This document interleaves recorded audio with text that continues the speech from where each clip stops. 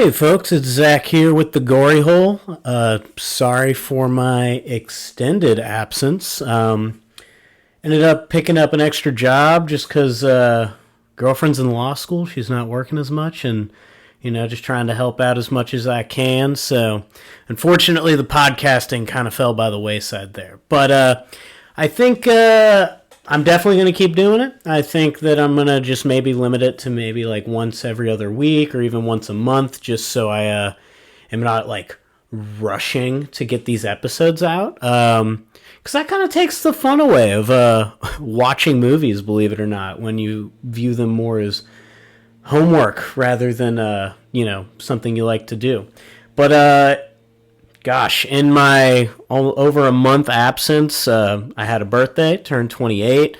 Went on a nice little 3-week vacation in Morocco and Spain. Got to do a nice little mental reset, if you will. But yeah, I'm super happy to be doing another episode to talk about some movies for y'all. It was a super busy week. Busy week, I say. Busy year, I mean, for horror. Had lots and lots of great movies come out that I love, and so making a top 10 list was definitely very difficult. There's some that didn't make it that I still love a lot, but yeah, it was a tough year. It was a tough year. But yeah, I think in general, today's episode, we're going to just go through my top 10 lists of the year.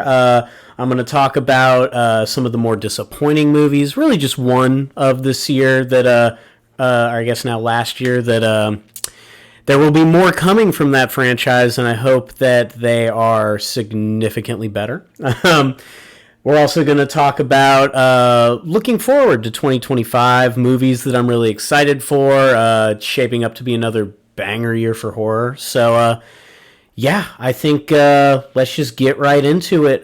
This is The Gory Hole. But yeah, kicking off this episode, we're just going to dive right into my top 10 list. I think we'll go, as far as, list-wise, we'll go 10 to 1, just so, we can kind of work our way to what I think is the best horror movie of 2024.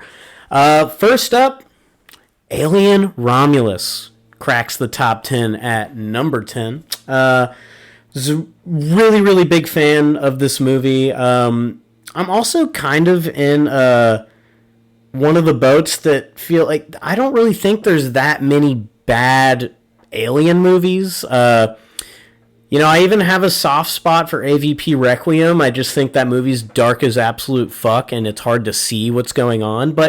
And as far as turn your brain off, dumb fun, I mean, I even can get some enjoyment out of that one. I don't know whose idea it was to make the main character of an Alien vs. Predator movie some fucking nerdy pizza delivery boy. I probably wouldn't have done that, but it still has, its moments.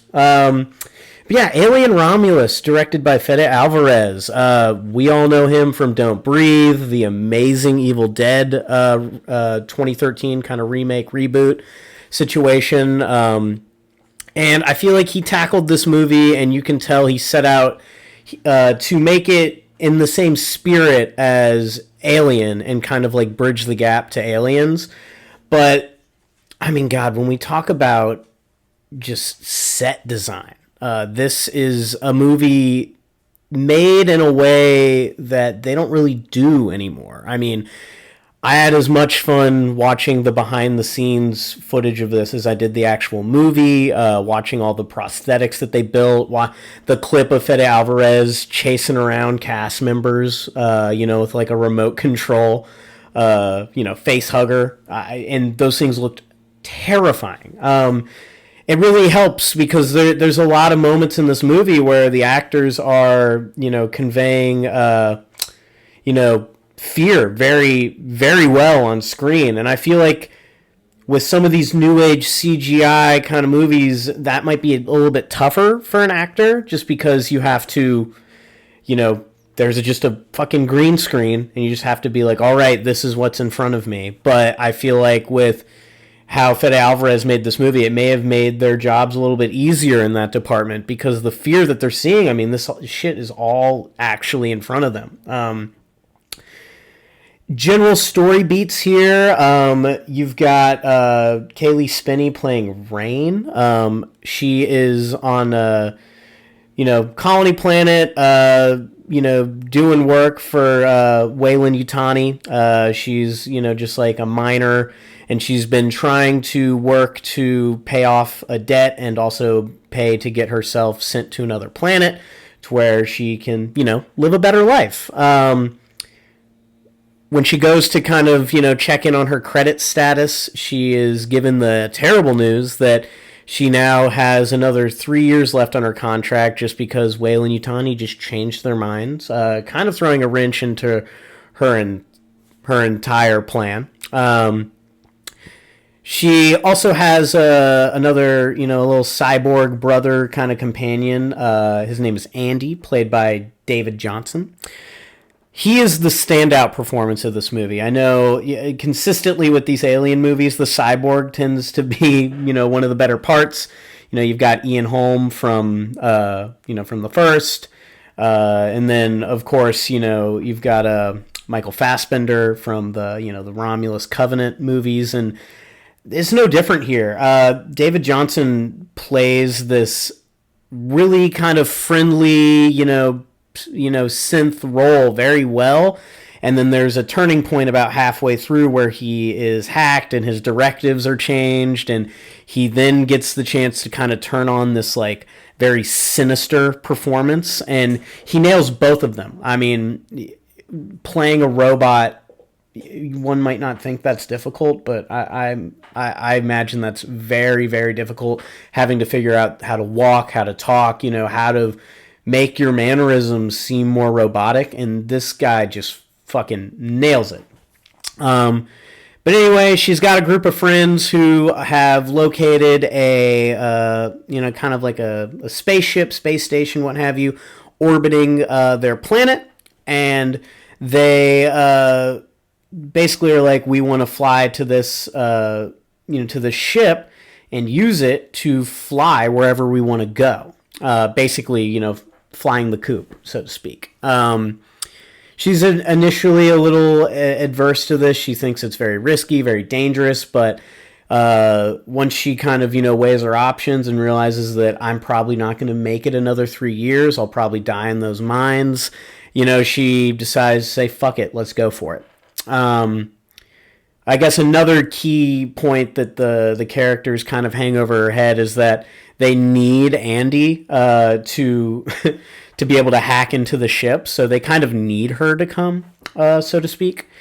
Very quickly, once they get up there, they realize that shit went down on this ship, and then they promptly run into the xenomorphs, and all hell ensues.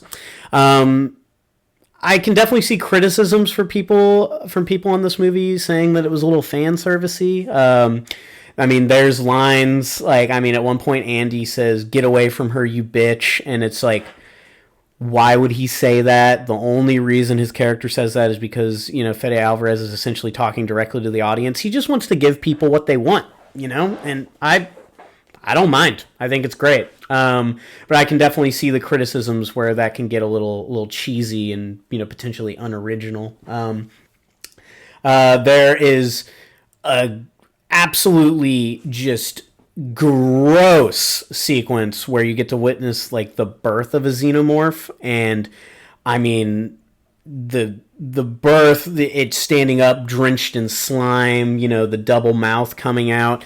These are all things that in the hands of any other director, I feel like they probably would have gone just like, again, the CGI route, but because Fede Alvarez spent the time just with, the prosthetics people and the special effects people to build these grotesque creatures, it is beautiful and gorgeous, and these are the kinds of effects that are going to be timeless, right? Like, I feel like we watch back a lot of CGI movies 10 years later and we're like, that kind of looks like a fucking video game cutscene, but I don't think you're going to run into that with this, which is nice.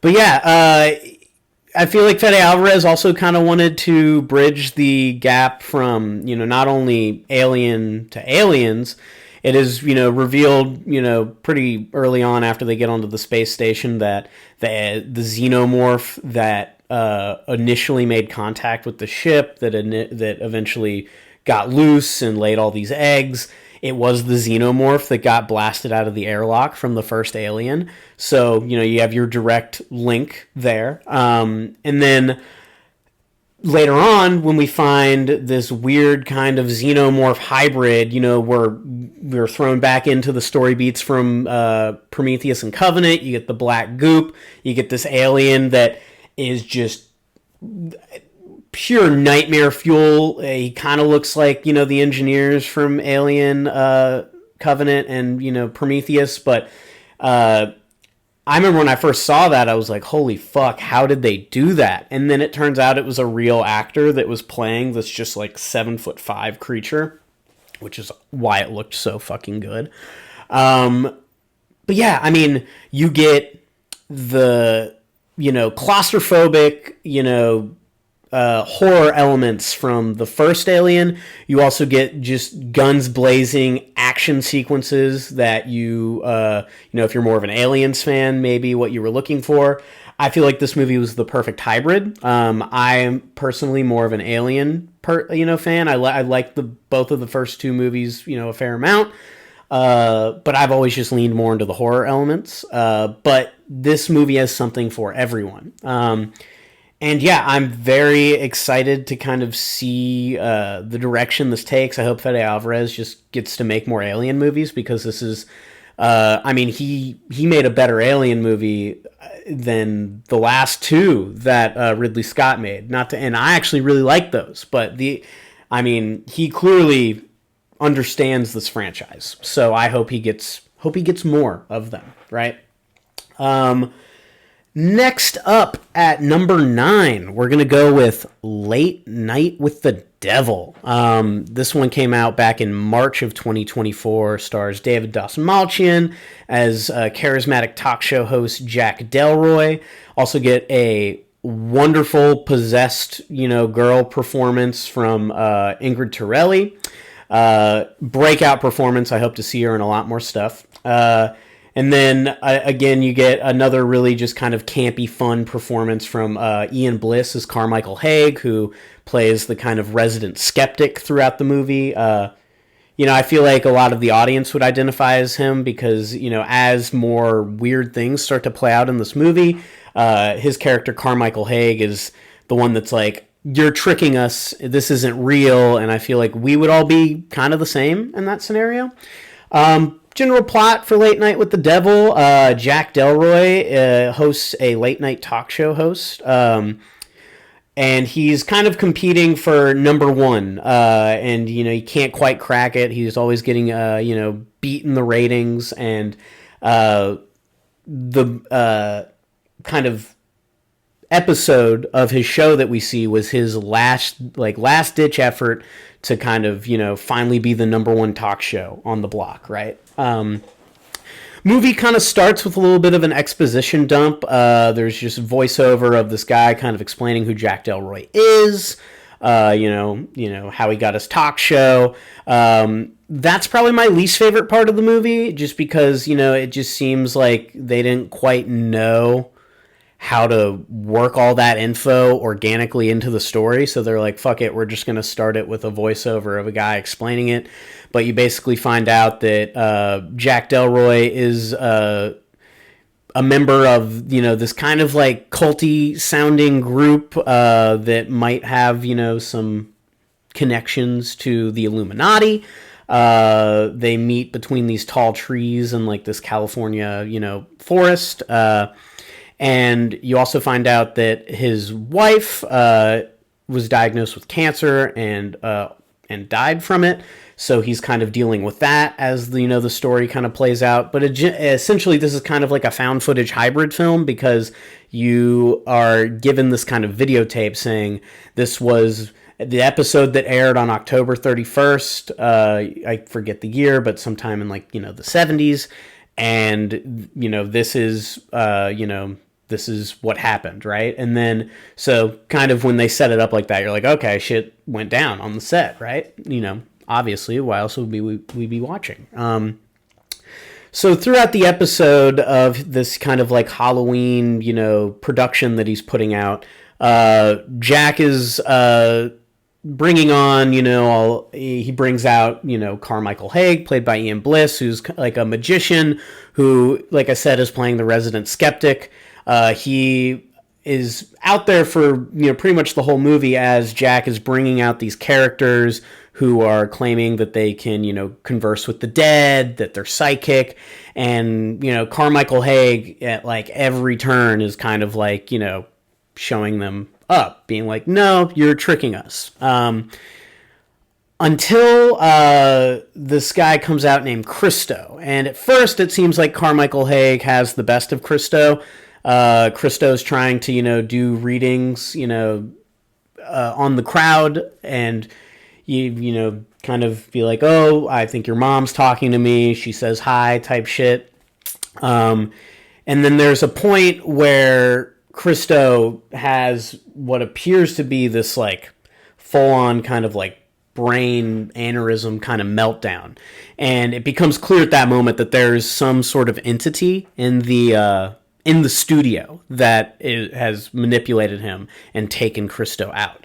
Christo exits. That is when we are introduced to Ingrid Torelli's Lily Diabo, as well with her doctor, who you kind of get the vibe is, hooking up with Jack Delroy. Lily is, is introduced as, she is like this possessed kind of character who was a part of this cult who did all these rituals, and then their entire house and encampment kind of burned down, and she was the only survivor, but now she's possessed by the devil. So Jack, thinks it'd be great for ratings to kind of do an on-air sort of like exorcism.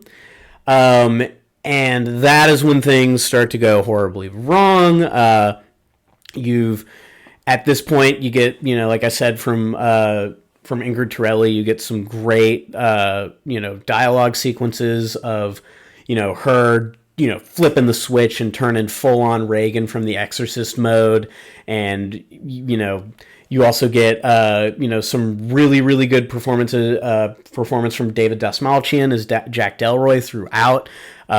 You can see him kind of grappling with what, as the movie plays out, he kind of knows what he's doing isn't right, but you very quickly see him put his own personal gain above what is the correct moral decision at every turn from this movie, and he pays the ultimate price. I don't know if the movie outright says it. I've watched it a few times, but I mean, it seems pretty obvious towards the end of it that Jack made some sort of deal with the devil to have the #1 talk show. It seems like that is why his wife died of cancer. At least that's what my takeaway is of it, is that he sort of sacrificed her to kind of for his own greatness, so to speak. The movie, kind of slowly ramps up. There will be really intense sequences, and then they'll cut to commercial, and then Jack will, go back behind stage, get his makeup done, and you just see the rising anxiety of the whole cast and crew being like, we're going to walk out, we can't keep doing this, like, shit is going terribly wrong, and Jack just, again, doesn't take any of that to heart and just keeps on trudging forward, because all he cares about is having the #1 show, right? It all sort of culminates with this trippy ass sort of like dream sequence possession kind of thing where you're not quite sure if what you're watching is actually happening or really what is going on in general. But I will say this movie, the first time I watch, I'm usually very good at spotting a movie I'm going to need to watch multiple times. As movies will play out, I'm like, oh, there's a lot of shit happening here that I know that I'm missing something. That wasn't the case with this movie, but after I went back and watched it multiple times, I realized there's so much going on that you pick up after multiple viewings. I think there was one thing that I didn't even click for me, but I thought it was really funny when I went back and watched it, right? That when they're explaining the cult that Lily was rescued from, they are basically talking about how they did these rituals that if anyone watched it, they were, basically primed to be possessed by this entity, this demon that this cult serves. And they show as they're saying that, they show a ritual that they're performing on like this VHS tape to the whole crowd. So I'm sitting there and I'm like, wait, so anyone who watches the ritual, you just showed it to everyone. So, and then after that, you get, this whole kind of sequence where they do the exorcisms and they're having like, growing, increasing, more tense conversations with this demon.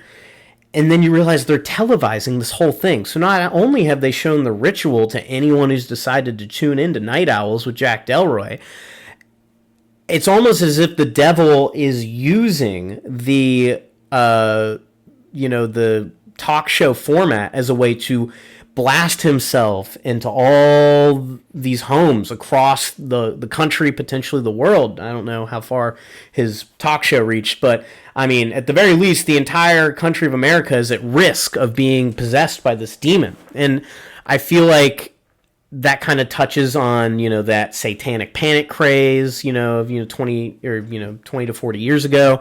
And it kind of it feeds the flame a little.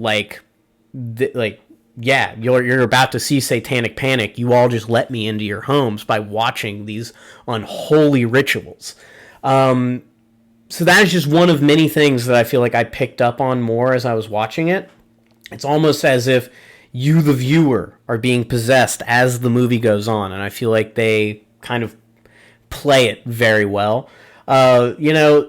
Not everything works. Some of the special effects are a little janky, but I mean, it was a very low budget affair. So I think for the money that Cameron and Colin Cairnes, the directors, had, I think they did a fantastic job. So Late Night with the Devil at number 9. That's a very comfortable spot for me.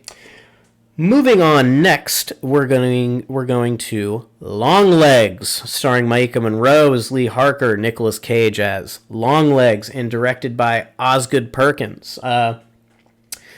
This is a movie that is very flawed. I feel like it's a movie that is trying to be 4 or 5 different movies. It wants to be a creepy nun movie. It wants to be a kind of possessed creepy doll movie. It wants to be a satanic panic film. It wants to be an FBI serial killer manhunt kind of Silence of the Lambs style film. And not all of it meshes, super cohesively. But I feel like this is a prime example of while, in just looking at a script, and while you might not think that the actual script or content is super, compelling, every single person in this movie, as far as the performances go, is just bringing their absolute A game. I mean, Maika Monroe as Lee Harker. It plays this weird kind of anxiety-ridden, mute FBI agent, almost like the polar opposite of the strong kind of character type that we almost expected her to be, given all the comparisons to Silence of the Lambs before the film came out. She's almost the exact opposite of Jodie Foster's character. And the pain that she's able to convey that her character is feeling without any sort of dialogue to go along with it. It's all in the eyes and how her cheeks kind of quiver and just her body language. I mean, it's masterclass on how to act without saying anything. Nicolas Cage's Longlegs gives a performance where the first time I watched it, it was almost a little bit more funny than it was scary, but I found myself just his performance kind of sticking and staying with me. And the more I've watched it, his performance just gets under your skin and it fucking stays there. So I would definitely put that up there as one of the best performances of the year. While the movie doesn't crack the top 5 for me, I think performance-wise, Longlegs is top 3 of the year for me. essentially, your general story beats is you've got Lee Harker, who is an FBI agent who is kind of recruited by this Agent Carter, played by Blair Underwood, after she catches this kind of at-large kind of killer, who's hiding in this subdivision, and she just kind of identifies his house without any help or any sort of knowledge that he would be there. So the Agent Carter kind of takes that as maybe she's psychic. Like, how did she know that guy was in there? And he kind of enlists her to help him with this case that's been stumping him for years. Are all these random family killings that don't seem to be connected by any sort of thing. In pretty much all the cases, it was either the dad or the mom who committed the killings, killed the whole family, then killed themselves. But all of the killings, there are letters found at each of the scene from a man named Longlegs. So they're like, all these killings are connected by this Longlegs guy, but not only do we not know how, we also have not one lead onto where this guy actually is. So they enlist her to kind of help them, and that's when, as she gets more involved with the case, then she starts receiving letters from Longlegs. One thing I don't want to skip past is how well filmed the movie is. The movie will shift between different aspect ratios. At some point, it almost feels like you're watching the movie through a Polaroid picture, and those scenes are done really, really well. And the sound design on them too. It's almost like this creepy, demonic ASMR thing going on. And then outside of that, when you get to the more wide shots, Osgood Perkins really lets a lot of these scenes breathe and creates these really, really just picturesque shots of just terror. As Lee Harker gets more involved with the case, she starts receiving letters from Longlegs, and then you kind of, as the case goes on, she's interviewing some survivors from the film, and that'll get me back to the performances, right? Like Kieran Shipka, I think she was Sabrina and also played the smaller Don Draper's daughter Sally. She's in one scene of this entire movie. She plays this character, Carrie in Camera. She's a daughter that survived the killings of, one of Longlegs' kind of, murder scenes. And when Micah Monroe or Lee Harker is interviewing her, Kieran Shipka's delivery on her lines is just terrifying. And when she's explaining how she feels like there's this being or entity that has like a hold on her, and she talks about like, if it told me to jump out of a window and smash my face onto the pavement as I fell, I would rightly do it. And if it told me to grab your head and smash it to bits, I would surely do it, happy as can be as I did it. Like, I'm, paraphrasing and obviously not giving the best delivery there, but that scene sent like shivers down my spine as she was saying those things. And that's a running theme with this movie. It's not, I feel like the ads and just in general the marketing did this movie a disservice by making people think they were going to go watch the most like in-your-face terrifying film they'd ever seen, and it's not the case. It is a movie that runs on vibes, and what I mean is everything you're seeing might not be very unique or original, but it's done in such a way to where the movie is just creeping into your skin and you have no idea. And then when the credits roll, you are kind of sitting there and you're like, whew, that, like, I feel like I just let my breath go and I didn't even realize I was holding it. That kind of thing. You get introduced to another great performance, Alicia Witt from Sopranos. She plays Lee Harker's mom. I guess here's where we'll get into like the really, really big spoilers for the movie. I guess at this point y'all should know I'm going to spoil the shit out of all these fucking movies. But you kind of find out that Lee Harker's mom was visited by Longlegs and was essentially tied up and he was going to, kill her and the family. And then that is when you realize the mom made some sort of deal with Longlegs that if he would spare her daughter and her life, that she would help him carry out the rest of his murders as they arose. So that's when you realize that Lee Harker, is more close to this case than she realized. Yeah, and then as again, Alicia Witt's character, I mean, you can definitely tell there's something off about her, but you think that her mom might just be this sort of like, drugged up kind of lunatic. But then once you realize that she's been ruthlessly murdering families, or at least helping to do that for, the past 20, 30 years, you realize that she is just a shell of the woman that she once was, that this has all clearly taken a toll on her. You get a great sequence where Lee tries to go bring the mom in, and the mom ends up getting the drop on one of the other agents that's with Lee Harker and blows her brains out with a shotgun.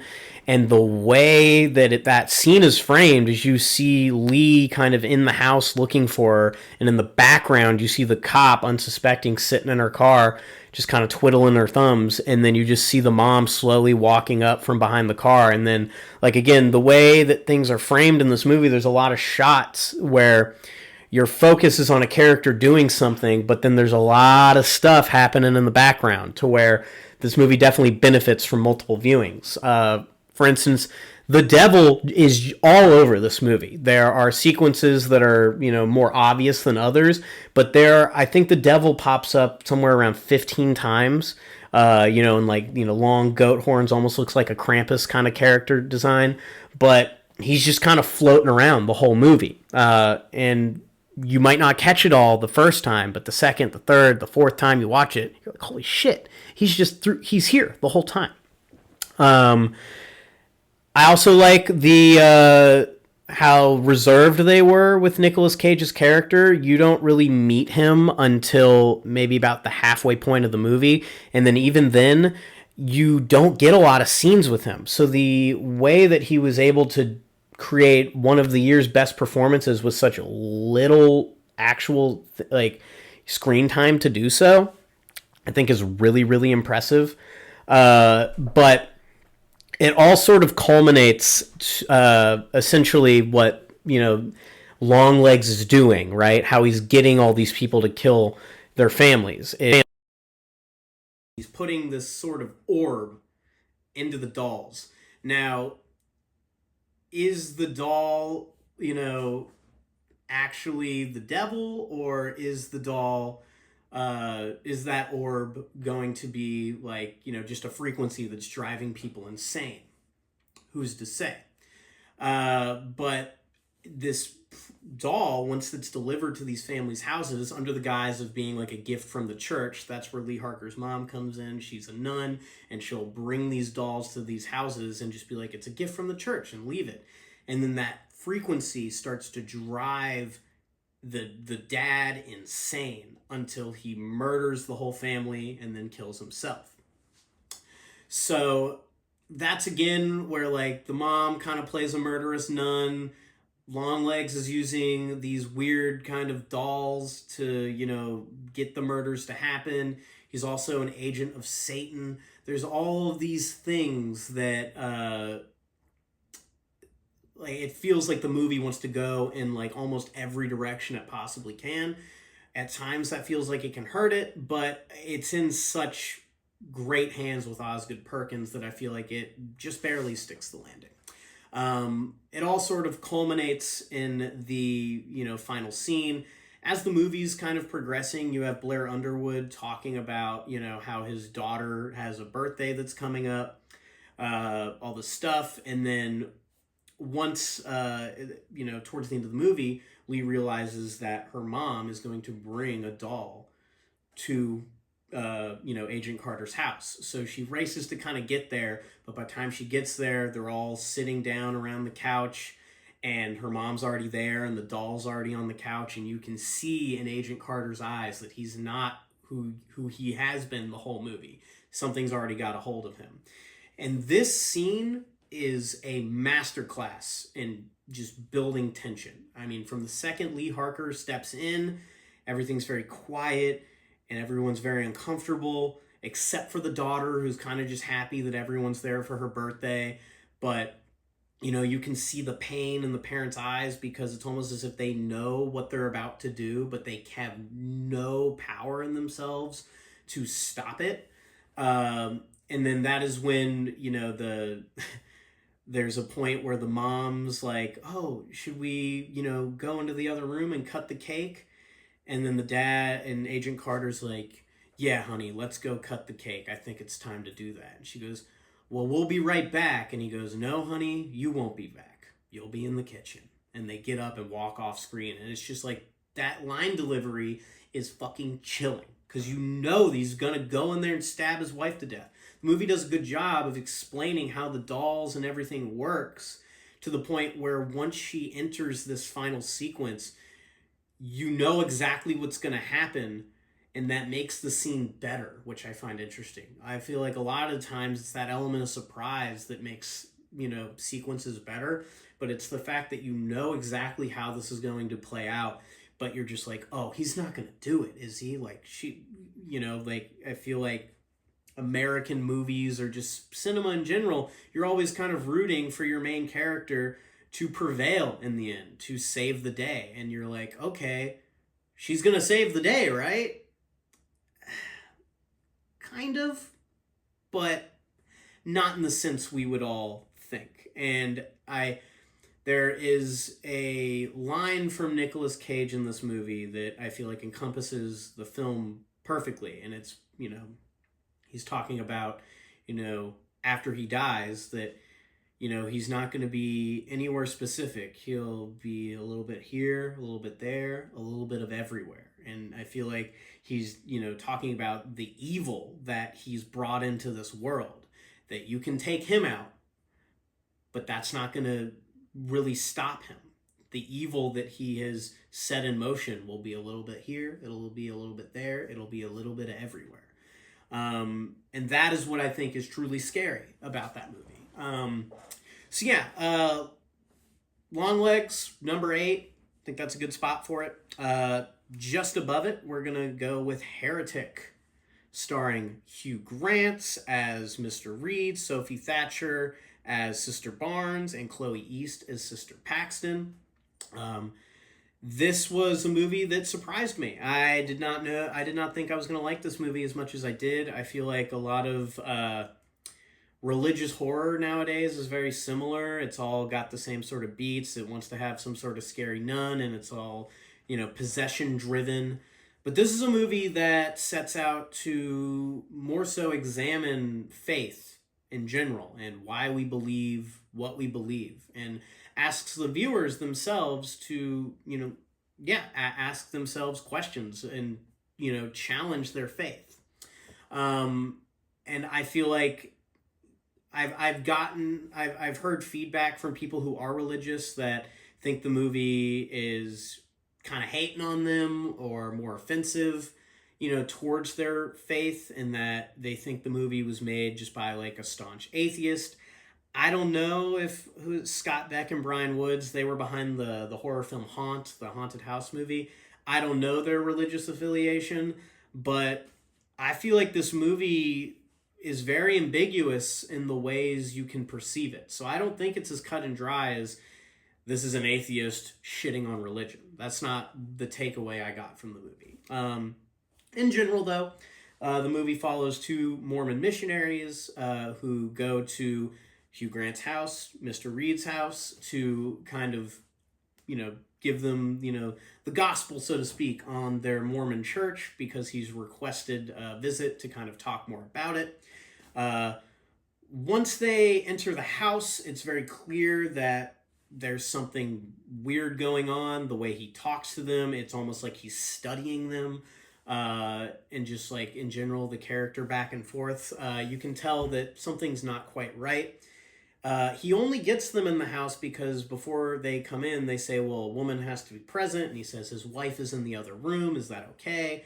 So they go into the house, and then the wife's not there. And then as they are having their first initial conversation in the first room he brings them into, they keep kind of being like, "Oh, can you go get your wife?" And then at one point he leaves to go get the wife, and he's like, "Yeah, she's making a blueberry pie. I'm gonna go get her." And then when he comes back, he's holding, drinks and, a candle on a tray, and he's like, "Oh, my wife made these for you," but the wife is still not there. And then that's when, as, the movie kind of progresses, he eventually is like, "Okay, let's go into the other room." And the sisters kind of get a little uneasy. They think because they haven't seen the wife yet that she might not actually exist. So as he disappears to the next room, he expects them to follow, but they're like, "Oh, we're actually going to take a phone call real quick. The church is calling us." And so he leaves, goes into the other room, and that's when they try to get out of the house. They can't open the front door. The windows are all locked, and a snowstorm is brewing outside. So they eventually kind of realize, fuck, we're going to have to go down that dark hallway after him and kind of see what's going on because we are unable to leave this house. Once they go into the next room, they find him in this sort of, it's almost crafted to look like a church as well as like a library, and you see him just kind of waltzing around, kind of doing housework, moving boxes. He's like, "Oh, good, you're here." And then they're like, "Yeah, we just would like you to let us leave." And he goes, "Oh, okay, that's totally fine." He's like, "But you can't leave through the front door. You have to go through this door." And he points to a door, 2 doors in front of him. And they're like, "Why can't we leave through the door we came in?" He goes, "Oh, it's on a timer. The door won't open." And, as you're watching it, you're like, well, that's obviously bullshit. And you can tell the characters feel the same way. So they're like, that's fucking bullshit. And they kind of, get increasingly more uncomfortable up until he delivers a very, very chilling line. Because the sisters are finally like, "Fine, if we have to leave through the back, could you please go get your wife and have her walk us out the back?" And he goes, "Cool, okay, I'll do that." He's like, "But before I do that, let me ask you a question. Do you still think my wife is in the house?" And Hugh Grant's delivery here is pitch perfect. The casting of this movie, to put Hugh Grant there, Hugh Grant, the movies he's been in, ever since I can remember, he's a character that is, at this point, you're hardwired in your brain to be disarmed by him. He's charming, he's not threatening, and he's almost playing that same character in this movie, but with a slightly more sinister undertone that increasingly becomes more out front, as the movie goes on. And it starts with that line delivery for me. And then that's when, you realize the real reason he has these people here is to kind of test their faith. Now, Hugh Grant is saying that he is, very well-studied man as far as, religions go. He's studied every single religion countlessly, and he thinks that he has found the one true faith, and that is the faith he wants to show them before they leave his house tonight. Now, after this, he does, there's a funny sequence where he compares, different religions to board games, the Monopoly board games, as well as, he compares religions to, like, the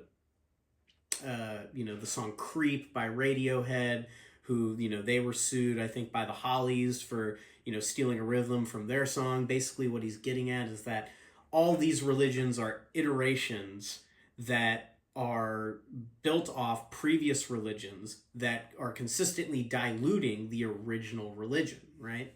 So as the movie kind of progresses, they finally descend into the basement where, surprise, there's no exit.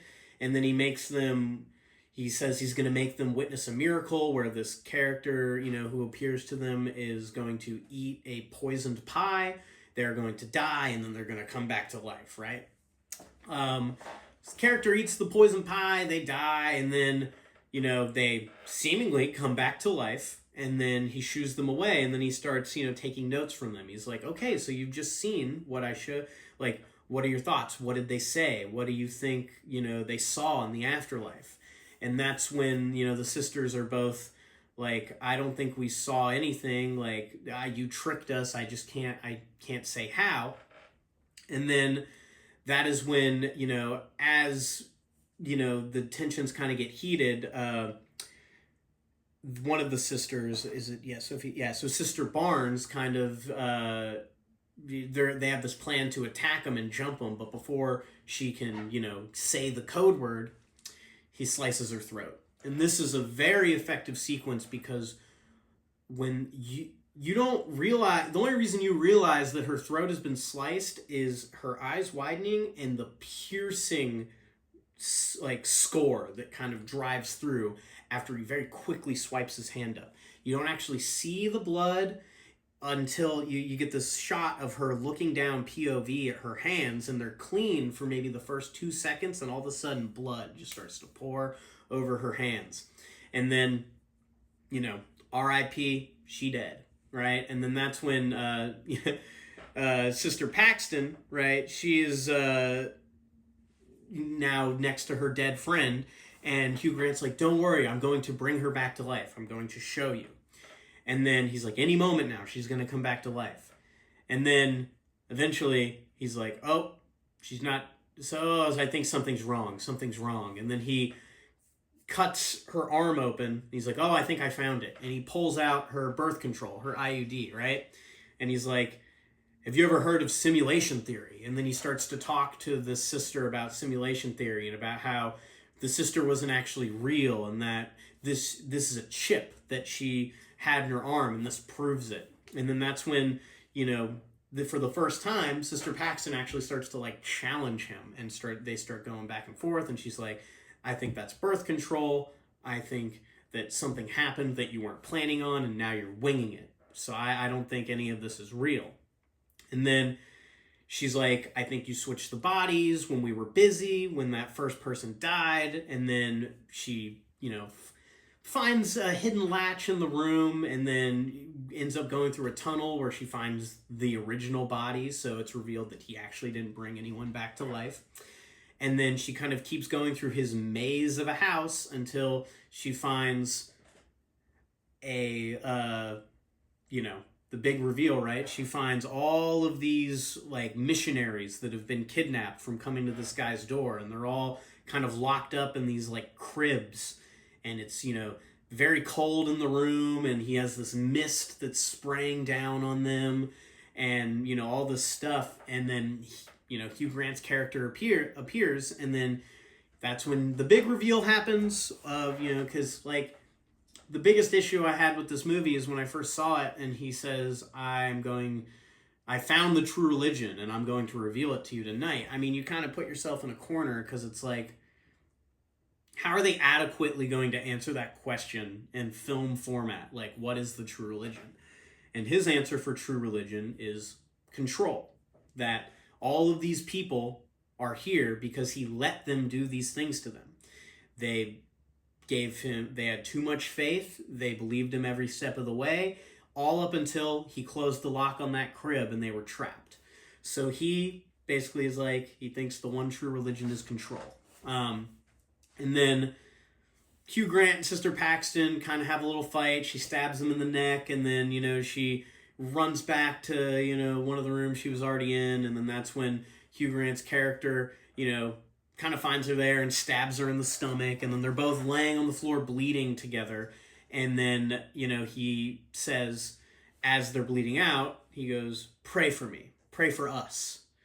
And then that's when Sister Paxton says that that prayer doesn't work. And then she starts talking about the great prayer experiment, where they put people into these, different testing groups, and some people received prayers, some people didn't, and it had no bearing on the outcome of their health or, their operations or anything. So basically prayers don't do anything. But she says that prayers are a good way to show that you care about someone more than yourself, and that you're thinking about others and wishing them good health. And then that's when Hugh Grant gets taken out by a clinging to life Sister Barnes, who, after she takes him out with a blow to the head, dies in Sister Paxton's arms. There's one thing I skipped over, and that is when she's running, or when they first get into the house, Sister Paxton says something about how when she dies, she would like to come back as a butterfly so she could land on people's hands, and that would be her way of telling people that she's still there and still watching over them. So she finally escapes the house, she's running away, and as she collapses, she's bleeding out, and she looks at her hand, and a butterfly lands on it. And then you see her looking at the butterfly, and then it hard cuts, the butterfly's not there, movie ends, right? So I feel like there's a lot of ways that you can take the movie. I feel like, I mean, hell, the tagline of the movie is question everything. So I feel like a lot of the people who are using the criticism that Hugh Grant's character is basically just a vehicle to bash religion aren't really focusing on the point of the movie, to question everything, right? I feel like the movie is more so a commentary on faith, that even when everything seems hopeless and everything, and you know, there's 1,000,001 reasons to not believe what you believe, it's faith, because it's just that, right? You have faith that this is what is true. So I feel like it's more commentary on the strength of faith. I feel like the butterfly sequence at the end shows that Sister Paxton's faith has not been broken. Because even though the butterfly isn't there, she's almost like choosing to see it. So I think that's the way, like the director's way of saying that she's still choosing to believe in her own faith. Which, you know, might seem, you know, still offensive to some people because, you know, there's still that notion that the butterfly is not actually there, but she's choosing to see it, so maybe they think that's offensive. I don't know. That's just what I took from it. But I think that the movie has a lot more going on than just religion bad. And I feel like for the people saying that that is their main problem with the movie, all of the religion bad sentiment comes from the villain of the movie. And the tagline is question everything. So I don't think we should be taking what he is saying seriously. Again, he's the villain. So I don't think this movie is as offensive towards religion as people are making it out to be. And more, in many ways, I feel like it's more of a, you know, putting your own faith to the test, you know? But yeah, I think this is a movie that it's probably the least violent film on the list. Actually, not exactly. It's the second to least violent film on the list. It's got a few moments of, you know, some pretty gnarly blood and, you know, kills, but it's very dialogue driven and it's very well written. So I feel like this is more of a talker than most of the other movies on this list, but I would say this is definitely a movie that you should check out. It's a masterclass on how to keep people glued to the screen with just 2 to 3 characters talking for extended periods of time. But yeah, Heretic, check it out. Moving on to number 6, I won't waste too much time on this one because we already covered it in a previous episode, but I'm going to say Smile 2 is my number 6 best horror movie of the year. I think that, like I already covered in the last episode that I talked about it on, I think Smile 2 is one of the most well-made horror films of a style of horror film that I'm not super into. What I mean by that, it's at its core, I feel like just jump scare horror, and most jump scare horror movies are just disposable to me.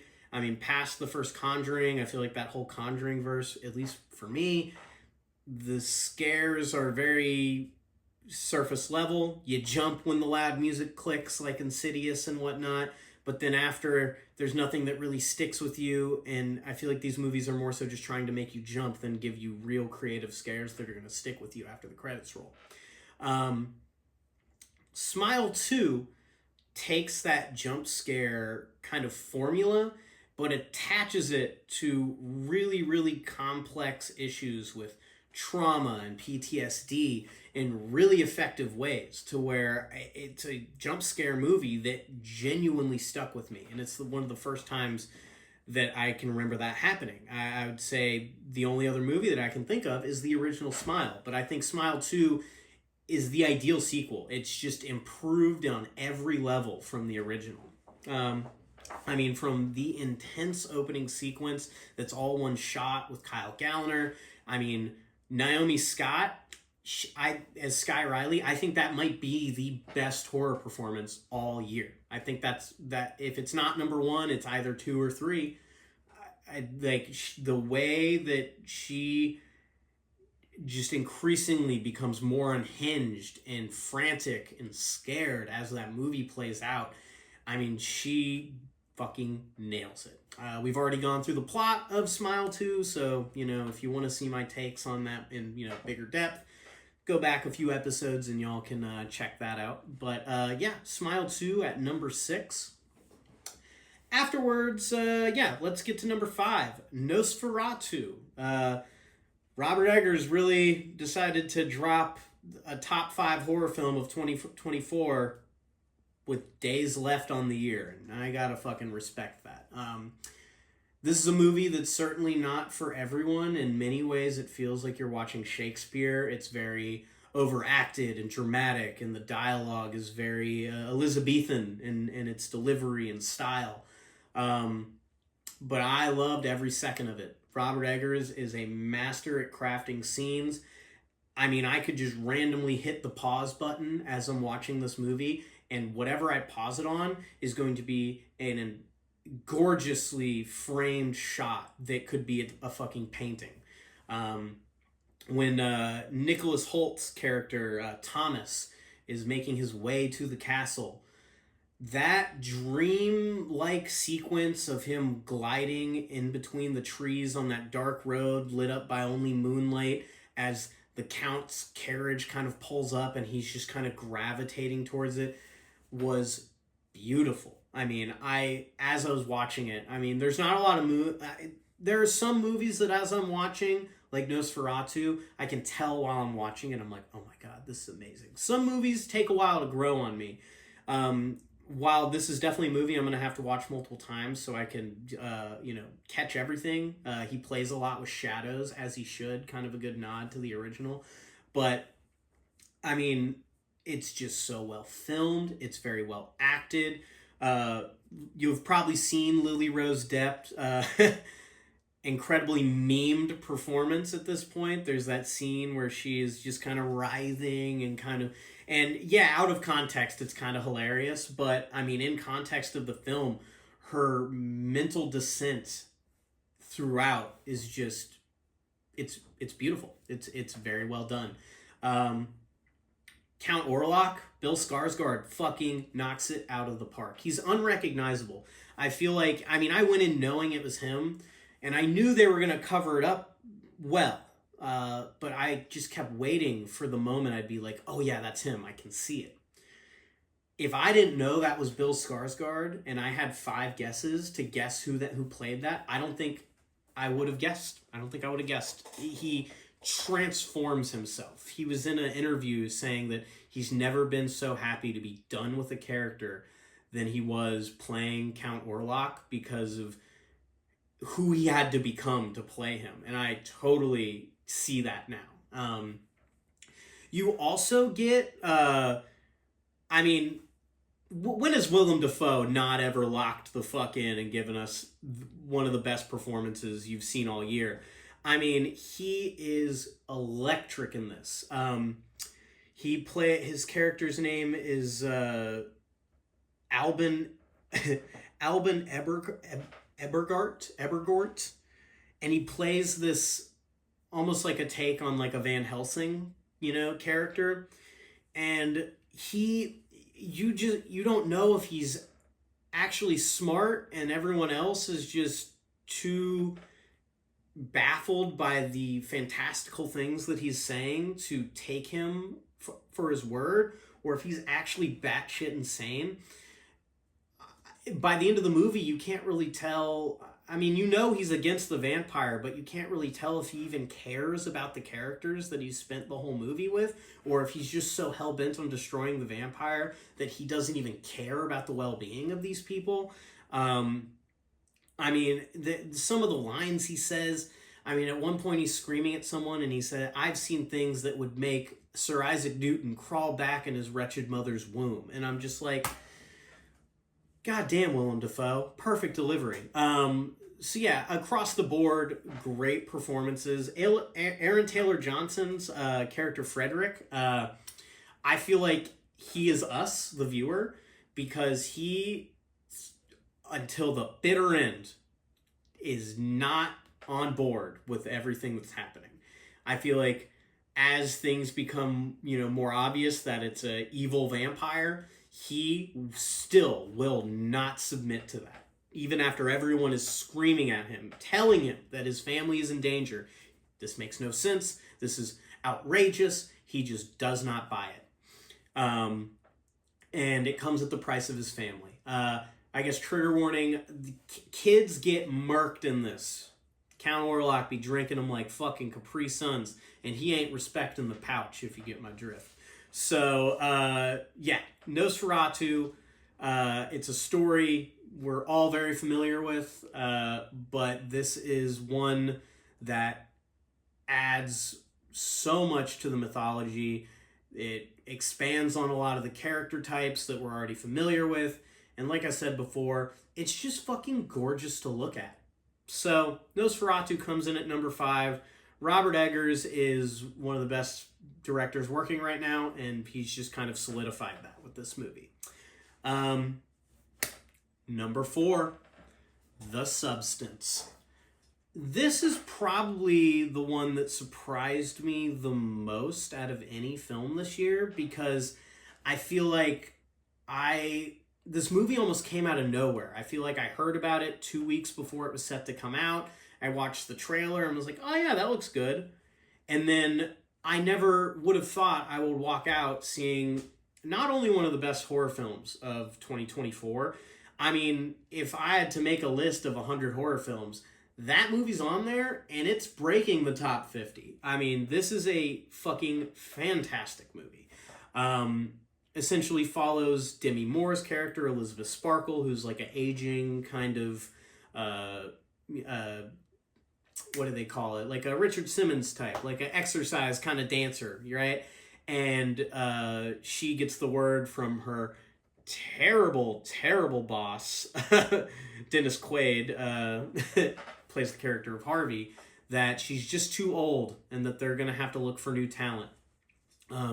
That is when she, after having a car accident, very shortly after hearing that terrible news about her job security, she's given by this orderly who works at the hospital this number for this thing called The Substance.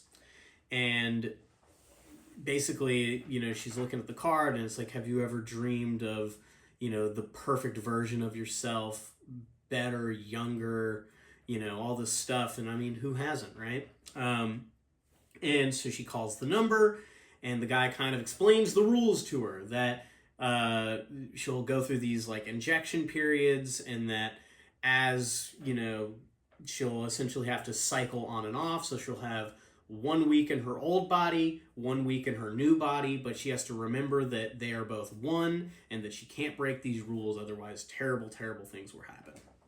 And as we know as viewers who've seen movies, as the guy is explaining all the rules to her, we're like, okay, she's going to break every single one of these. And of course she does.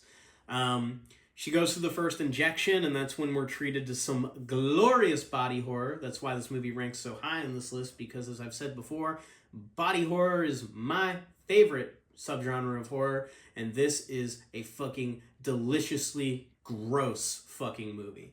You get to see, Demi Moore give birth out of her back as her back kind of splits up, and then out pops her much younger, more fit, more conventionally attractive self, Sue, played by Margaret Qualley, who's just, she's destined for greatness. Everything she's in is fucking fantastic. And yeah, so Margaret Qualley plays Sue, who then quickly gets hired by Harvey, Dennis Quaid, and has her own show that kind of takes over Elizabeth's. And again, they are one, but as the movie kind of progresses, basically, once, Sue has to go away and, Elizabeth comes back out, Elizabeth kind of just has to sit and watch as Sue steals the spotlight away from her. She'll come back and see that she's brought dudes over and had sex in her apartment. She has, the number one hit show, the billboard that once stood outside of Elizabeth's, window has now been replaced by a billboard of Sue. So she kind of gets increasingly jealous and then just starts to binge eat, and just kind of rot in her apartment and trash the place. And then as Sue comes back out, she's left with a messy, messy, messy apartment. And she just with a sense of, who does this bitch think she is, right? And I feel like both of these characters kind of quickly forget that they're the same person. And then that is when Sue starts kind of stealing time. Instead of, going back, a week on, a week off, she starts, doing extra doses of the substance so she can stay longer, which then, makes Demi Moore's body just increasingly more decrepit. So then as Demi Moore comes back, she starts to look worse and worse. And then they start getting in this petty back and forth between each other, again, forgetting that they're the same person. They start to try and sabotage each other. This all sort of culminates in both of these characters morphing into this grotesque fucking monster with Demi Moore's face kind of embedded on the back, and it almost looks like, I don't know, it makes it makes that dude from the Goonies look like a fucking 10 out of 10 conventionally attractive dude. You know what I mean? Like, very, very gross kind of creature that kind of comes out of this. And then I've kind of culminates with that character. They call it the monstrous Eliza Sue. She goes to this kind of New Year's Eve event that Sue was supposed to host, and then on walks this grotesque monster, and then everyone starts booing her and being really rude to her, and then they all start trying to beat up on her, and that's when her arm is ripped off, and she then just starts to spray the whole crowd with blood, and then the movie kind of, culminates, right? I've, on top of being just top-notch body horror with killer special effects, I really enjoyed the message of this movie, just kind of attacking body standards and just kind of playing with that question of what would we all do to maintain a more youthful appearance. And, as time has gone on, with, all these, fad weight loss drugs, like Ozempic and Mounjaro and all this stuff. And, I know there's people out there who really need it, but there's also plenty of people who are using it just because they want the shortcut, right? And it's, what would you do to yourself just to look younger again for a day? And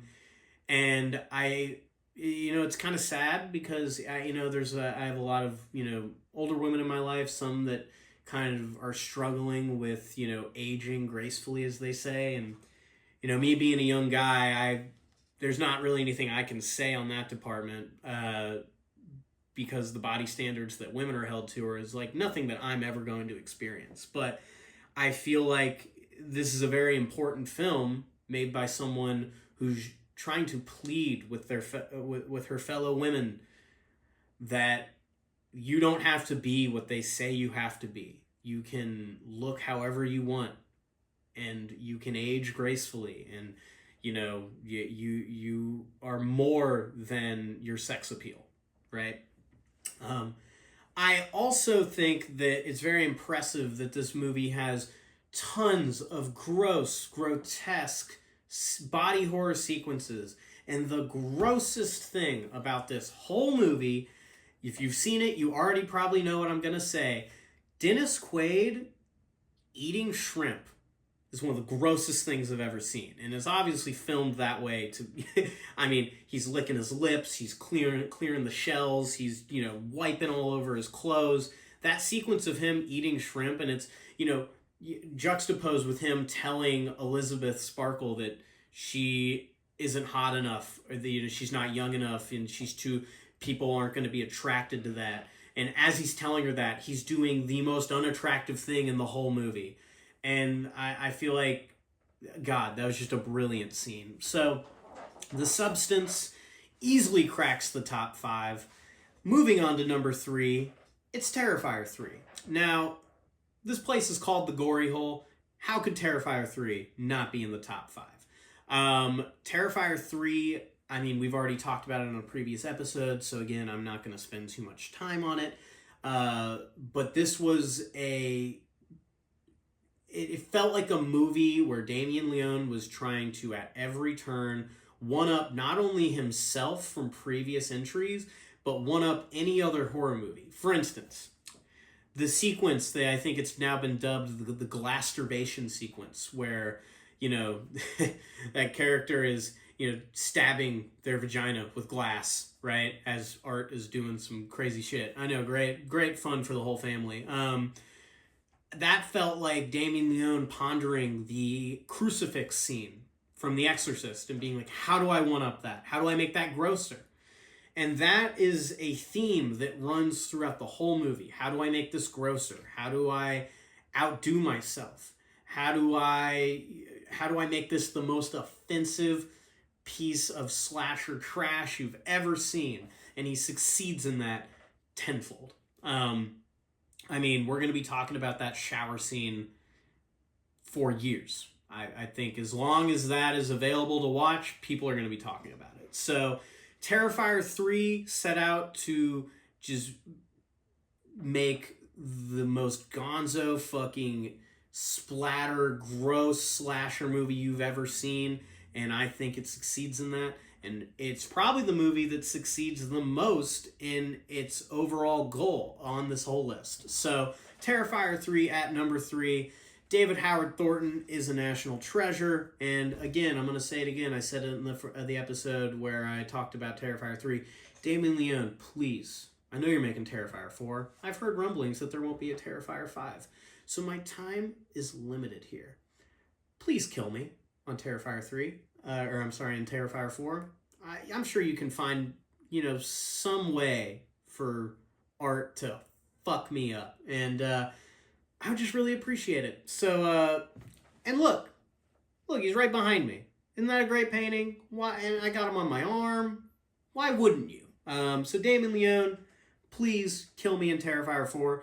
If you're watching this and you're like, oh shit, I got that guy's email. I know him. He's a close friend. Send him this video and let him know he's got new fresh meat to dispose of. Moving on to number 2.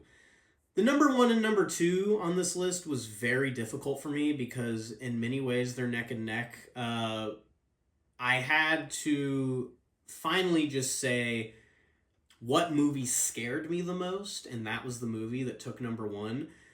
But both of these movies I found were probably the scariest movies that I saw all year, the ones that stuck with me the most. Number 2 is I Saw the TV Glow. Directed by Jane Shuren, starring Justice Smith and Owen Bridget Lundy. This was not your average horror film. In fact, when I just said that this is one of the movies that scared me the most all year, I know there's probably a lot of eye rolls, maybe people just scratching their heads, being like, did we watch the same movie?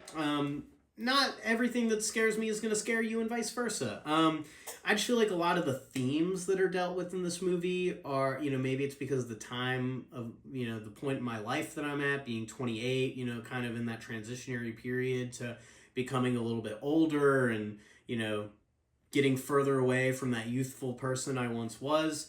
The themes of this movie, feeling like you aren't living up to your potential, feeling like you're trapped, feeling like, that something in your life just isn't right and you have no idea how to fix it. Like, these are all themes that I very, very much personally identify with. Now, the overall story of I Saw the TV Glows follows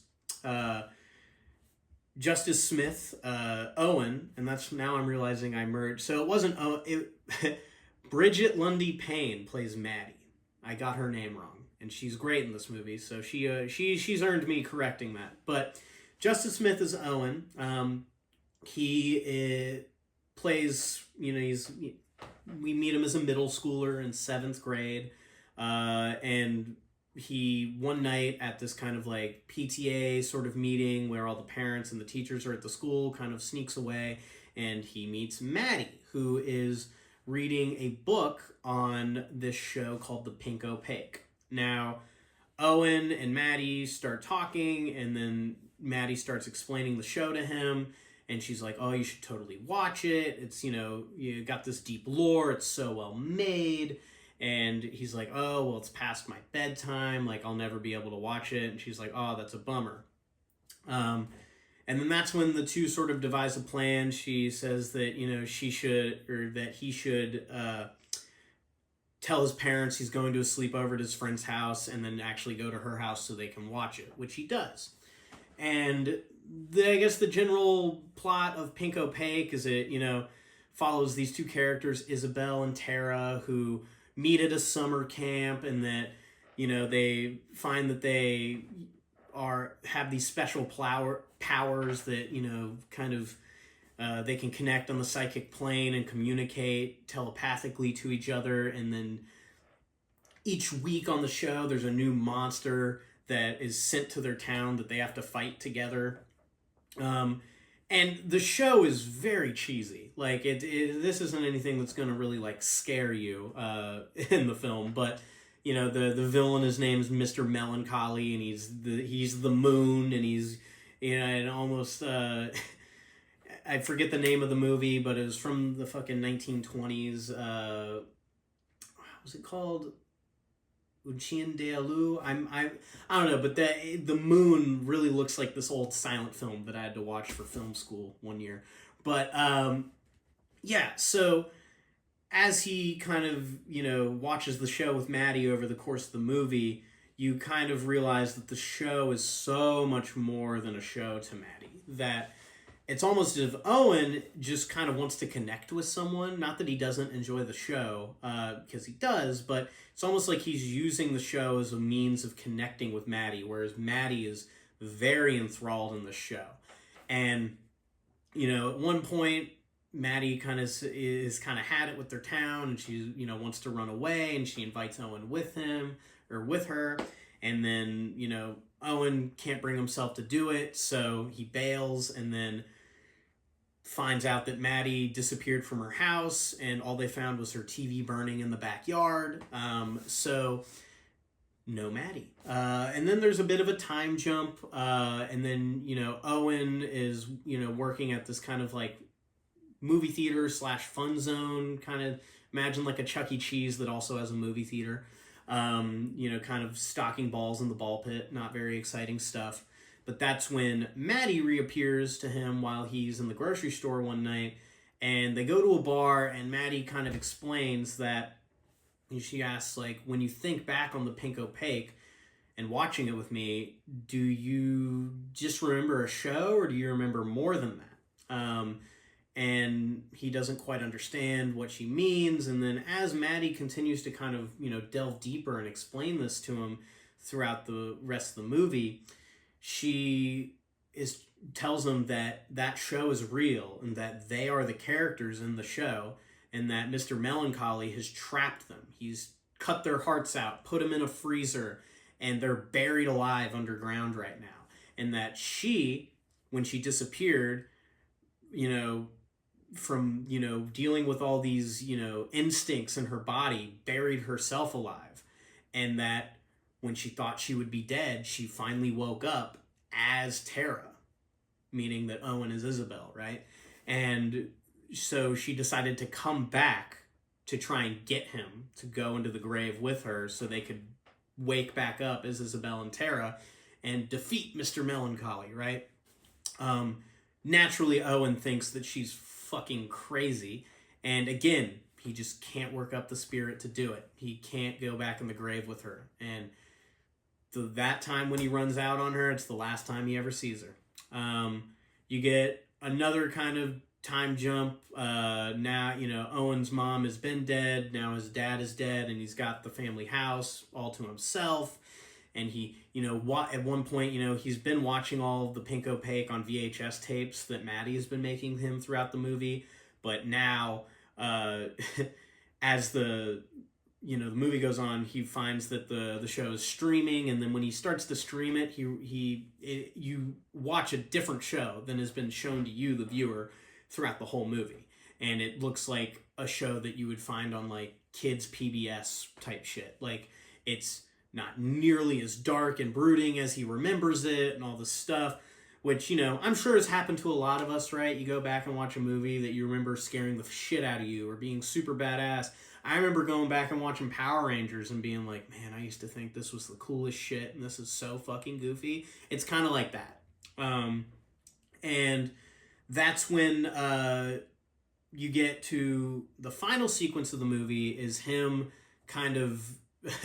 he's big time jump at this point. He's like super old, and he's working the same job that he was from the previous time jump, and he is singing happy birthday to these kids, and then his boss comes in and they're all singing happy birthday, and then Owen just has this like mental breakdown and starts like screaming for everyone to help him. Help me, help me, help me.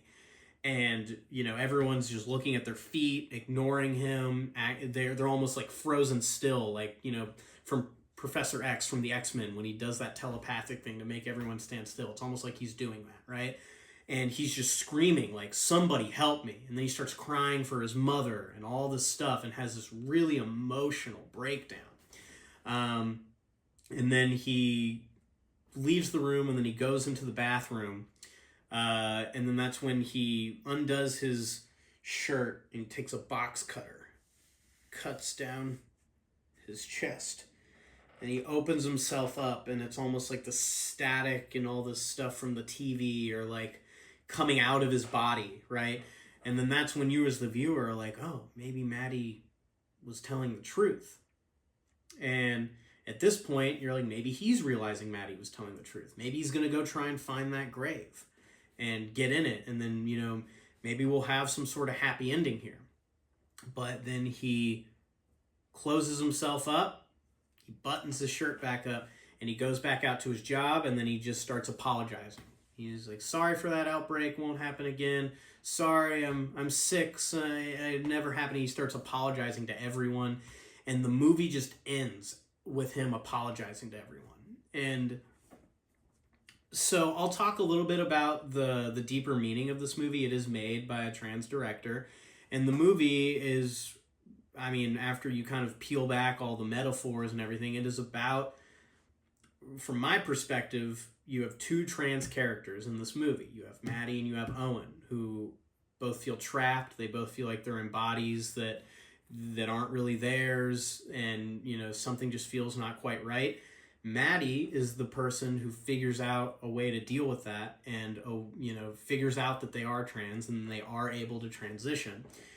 And then our main character, Owen, is the polar opposite. He is the character who never transitions. He's the character who never trusts his gut. He's the character who never really realizes that he's wasted his entire life. And so I feel like the horror of this movie, at least from my perspective, is, that closing scene with Owen where you feel like, oh, he's finally going to trust his gut. He's going to go to the grave. He's going to, bury himself alive. He's going to wake back up in his real body. And then to see him get the most resounding proof that this life isn't right for him, but for him to just sew himself back up and go keep on living that life. Like I said, as someone who's in that transitionary period of their life, wondering what the hell they're doing in life, and is just so worried that they're wasting their life, that is something that just really, really struck a chord with me. And in many ways is inspiring, it makes me feel a little more in the moment every time I watch that, to kind of, remind myself to take chances, to, be a little more bold, because, you're not going to get this time back, sort of thing.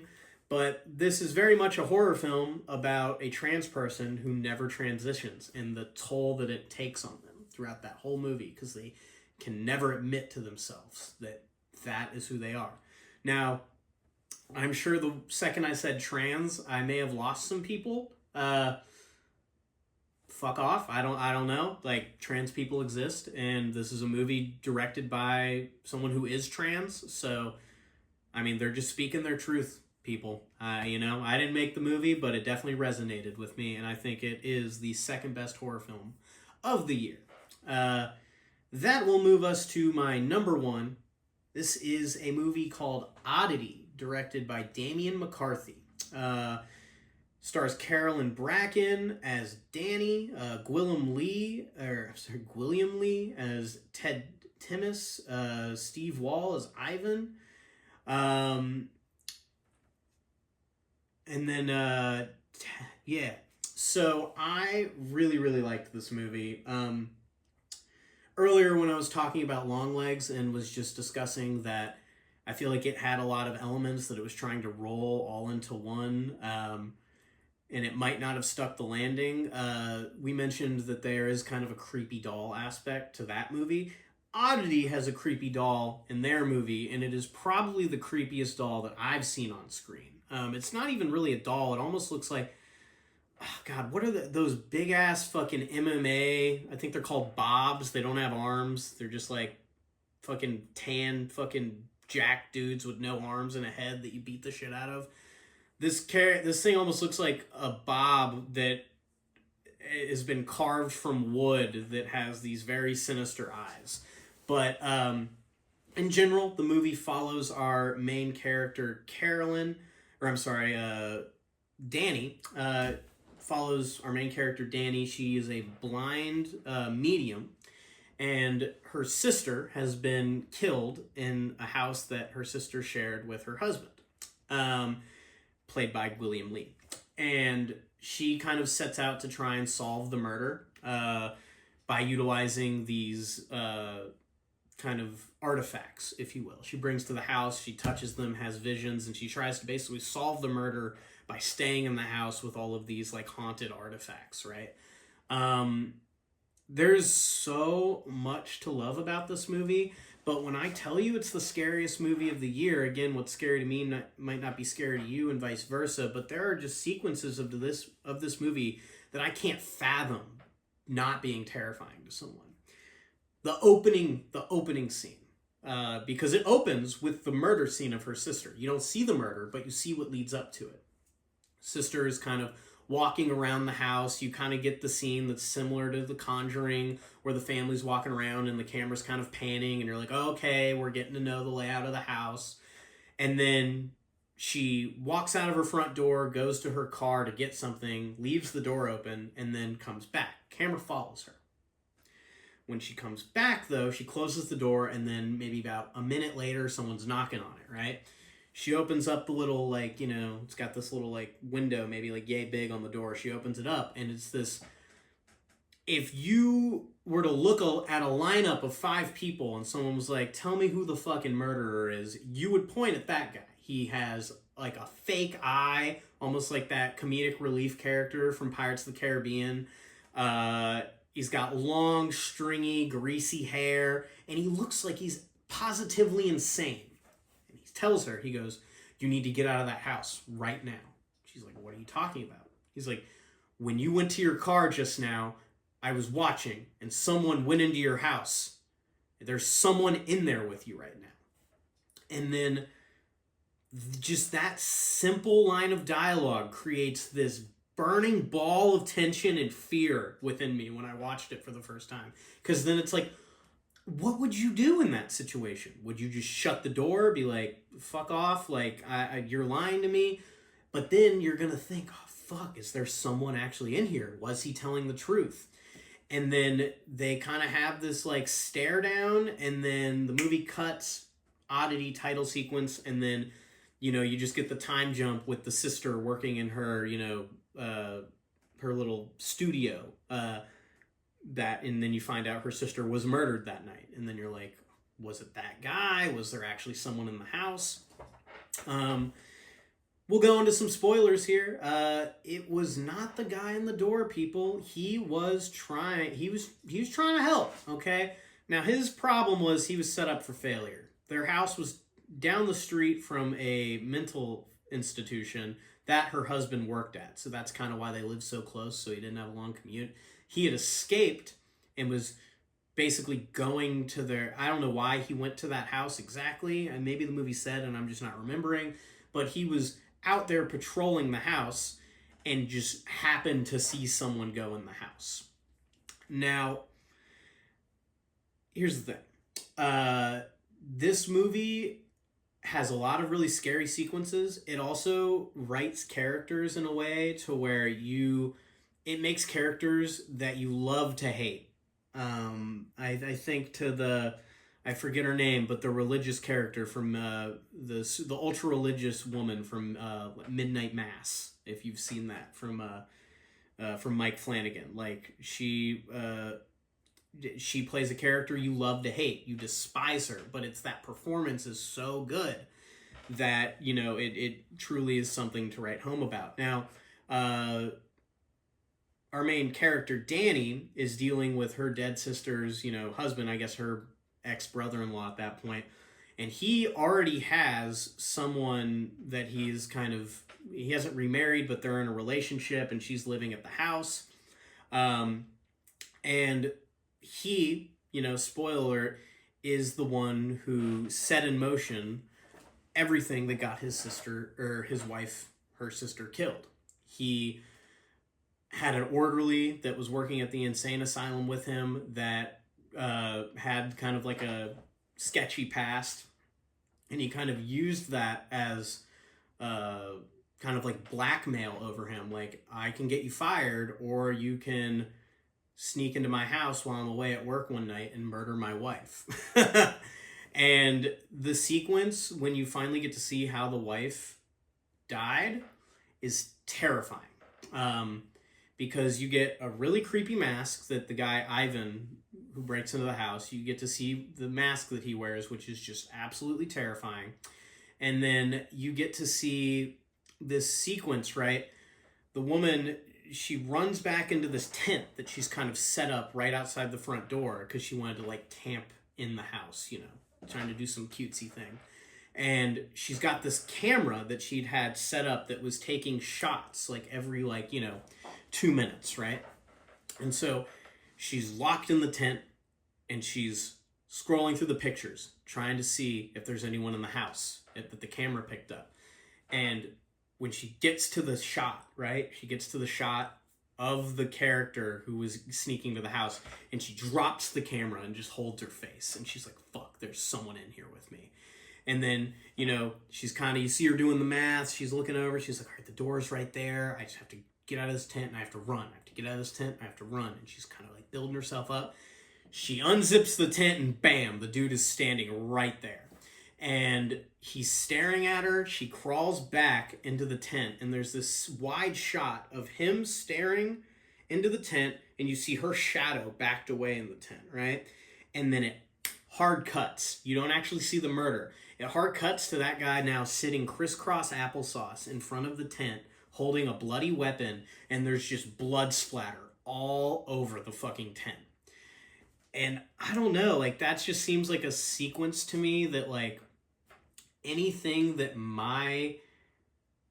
anything they could have showed me wouldn't have been as terrifying as not seeing it and just seeing the aftermath. I don't know, it just really struck a nerve with me. So, absolutely loved that creative choice. The big doll that she kind of brings into the house, there's a lot of great sequences of, the doll kind of creeping around and moving when the people aren't looking, gets some really creepy scares from me.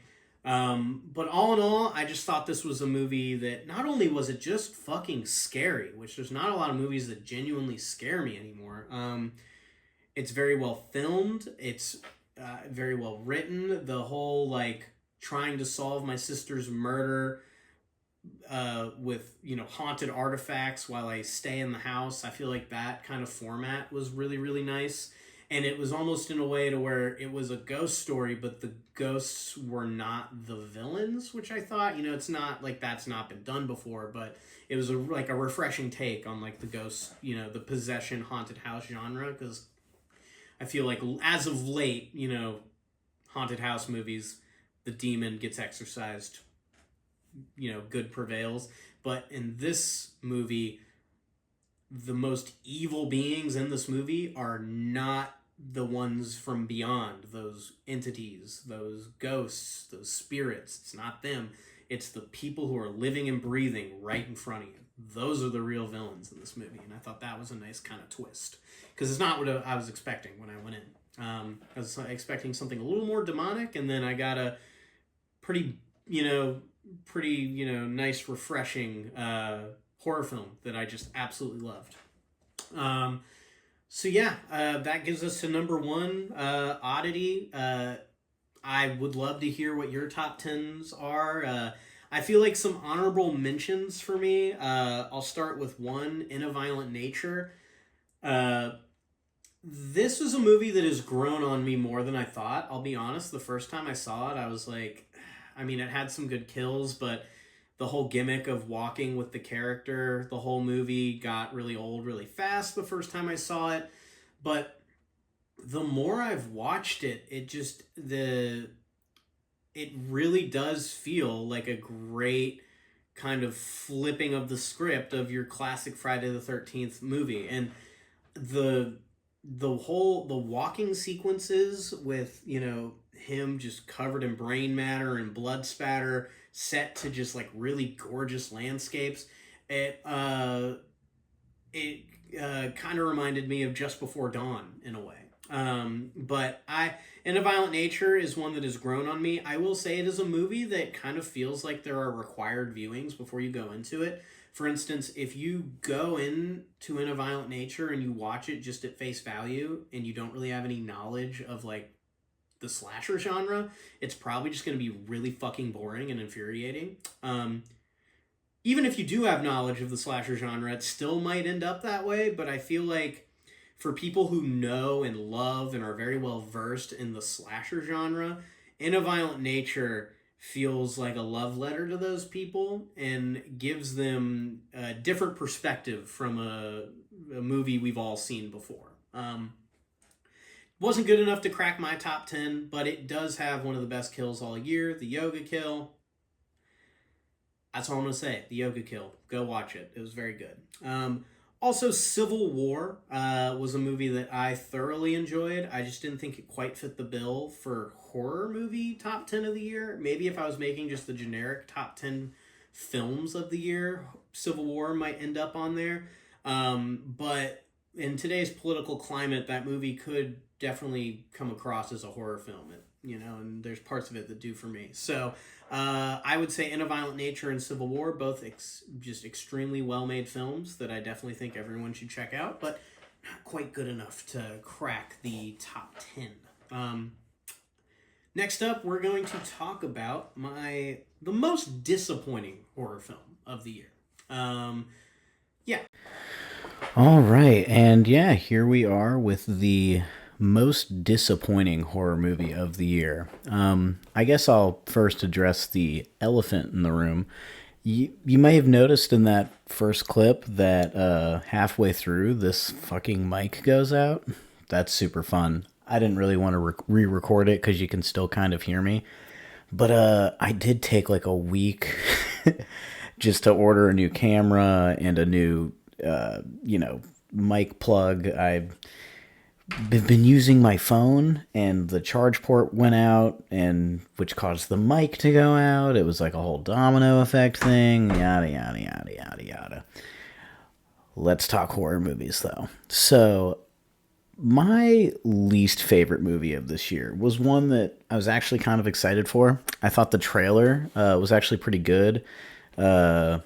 Used that Trouble on My Left, Trouble on My Right song by Cage the Elephant that I forget the name of, but used it very well. I always like when horror movies take like needle drops of songs that aren't very threatening and then add like a very sinister tone to them. So watched the trailer for it and I thought it was going to be, decent, Strangers Chapter 1 is the film I'm referring to. When this was announced, it was announced that it was going to be 3 films that all released within like the span of a year. It seemed like it was trying to capitalize off the success of the Ty West like Maxine trilogy. And I don't know, guys. The whole inception of this movie just feels wrong. There's not a whole lot of movies I hate, and I don't really want to. I mean, I'm going to critique films and eventually, talk about aspects of movies I don't like. But there's not a lot of films that I feel like have zero merit. Like you go, you watch the movie, and you leave feeling like you got absolutely nothing from it. The only movies that I personally classify as like a waste of time are movies that are just like point blank, shot for shot remakes of a film we've already seen before, and nothing really new or exciting is added to the story, just kind of leaving you with the question of why was this made outside of getting money out of people? And that's kind of my takeaway for Strangers Chapter 1. I mean, it's pretty much a shot for shot remake of the first one. You've got all the same story beats. I mean, there's the scene where he accidentally shoots the guy with the shotgun, thinking it's the guys with the masks. I mean, it's got the same home invasion beats. It's got it's got the same like, why are you doing this? Because you were here scene. Literally, this whole movie from start to finish feels just like the movie we've already seen, but just with very, like, every scene is just watered down. The violence doesn't feel as visceral. The fear is not there. And when I say they announced that it was going to be like 3 films within the span of a year, it seemed like they were trying to, I guess, create a new trilogy, but they didn't really announce that it was going to be like a reboot. So you basically, the first movie of this series is the movie we've already seen before. And then now with the character waking up waking up at the end of it, which also happens in this one, boyfriend, whatever dies, the girl wakes up. Now you're going to see how, her plight with the strangers continues. I was really shocked that this movie was as bad as it was. There's just a lot of questionable decisions from doing the shot-for-shot remake to when they do add new scenes, it all just feels so painfully obvious what's going on. One thing, I guess, like an example, there's a scene where the couple, the lead couple, they go into a diner. And when they go into the diner, you catch everyone looking at them. They're definitely fish out of water. This is a rural town. They're city folk, stuff like that. And there's a character that's sitting in the diner. And it played by none other than fantastic character actor Richard Brake. And the second I see that sinister motherfucker, for those of you who know that name, you're like, oh yeah, that guy's a fucking madman. And I bet if you aren't placing that just by name, if you give him a Google, you'll be like, oh yeah, that guy. So I see him sitting in the crowd, right? And I'm like, okay, so they didn't just bring Richard Brake in for a random no-line extra role, like he's gonna pop back up, right? The entire movie plays out and this guy does not come back. So I mean, there's a part 2 and a part 3. I'm not saying it's guaranteed he's the villain, but it's obvious he has a piece in the story that is gonna be pretty sizable.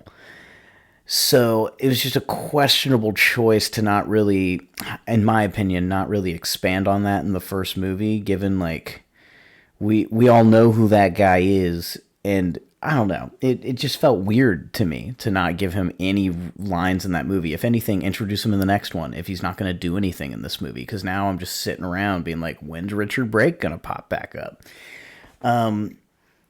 It also seems like this movie misunderstands what makes the strangers so scary. What I mean by that, the whole point of the strangers is that it could be anyone.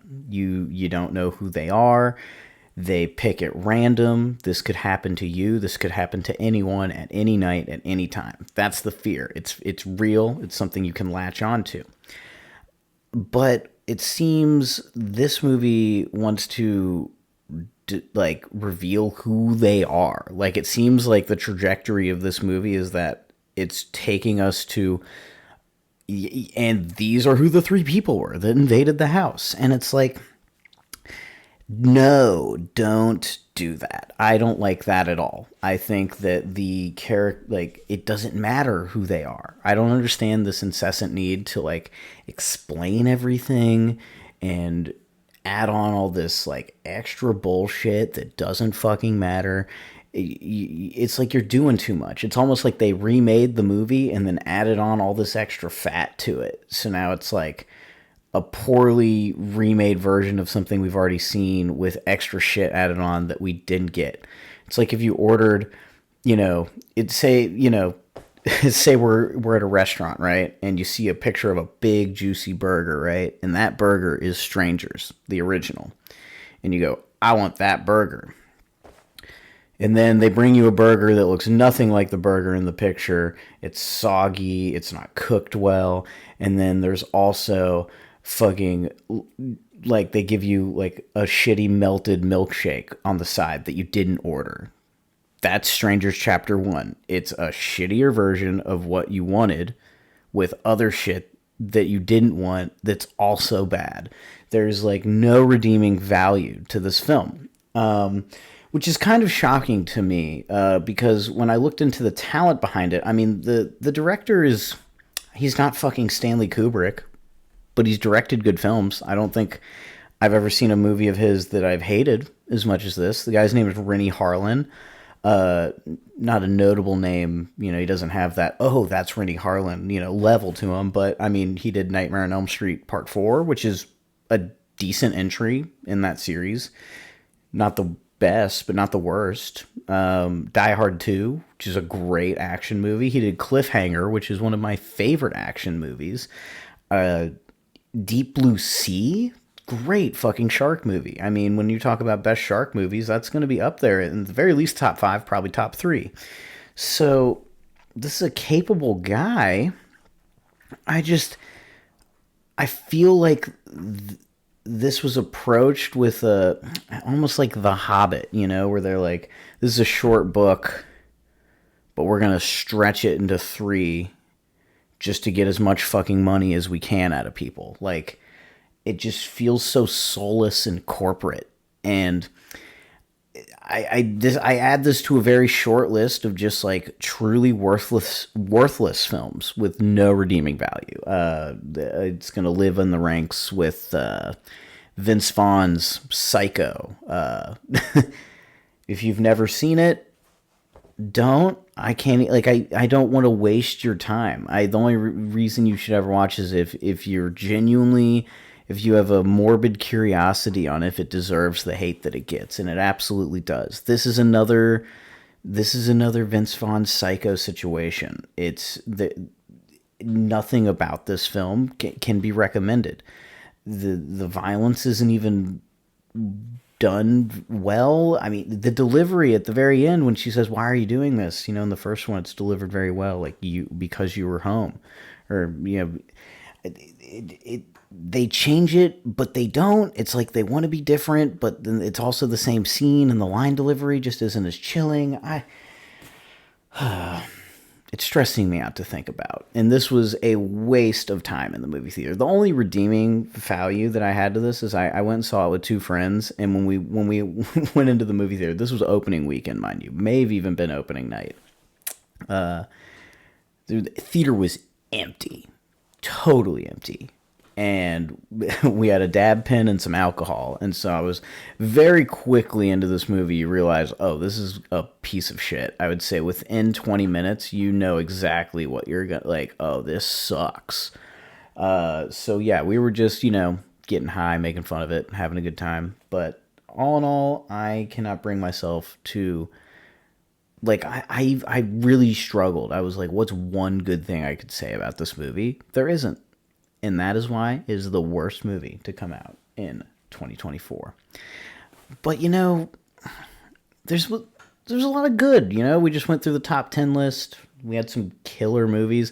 As of recording this, The Substance has been nominated for, I think, 6 or 7 Oscars, which is fucking crazy. I mean, a body horror movie getting that kind of accolade is awesome. It's now going to be a part of a list of horror movies nominated for Oscars. I mean, this is a movie that's in the same conversation officially as, Silence of the Lambs and The Exorcist. That's crazy to think that we're watching a classic, kind of come out in real time. Very curious if people saw The Exorcist as that when it was happening. It seemed like that movie was a bit more controversial. We're definitely a little more desensitized now, so I feel like The Substance is not, and it's far less religious in subtext, so I feel like it's not getting the same amount of heat that movie was probably getting when it came out. But it's cool to be living through a classic as it comes out. I feel like we haven't had this since maybe Hereditary and Midsummer. I feel like, and I might catch shit for that, but those are fucking brilliant movies.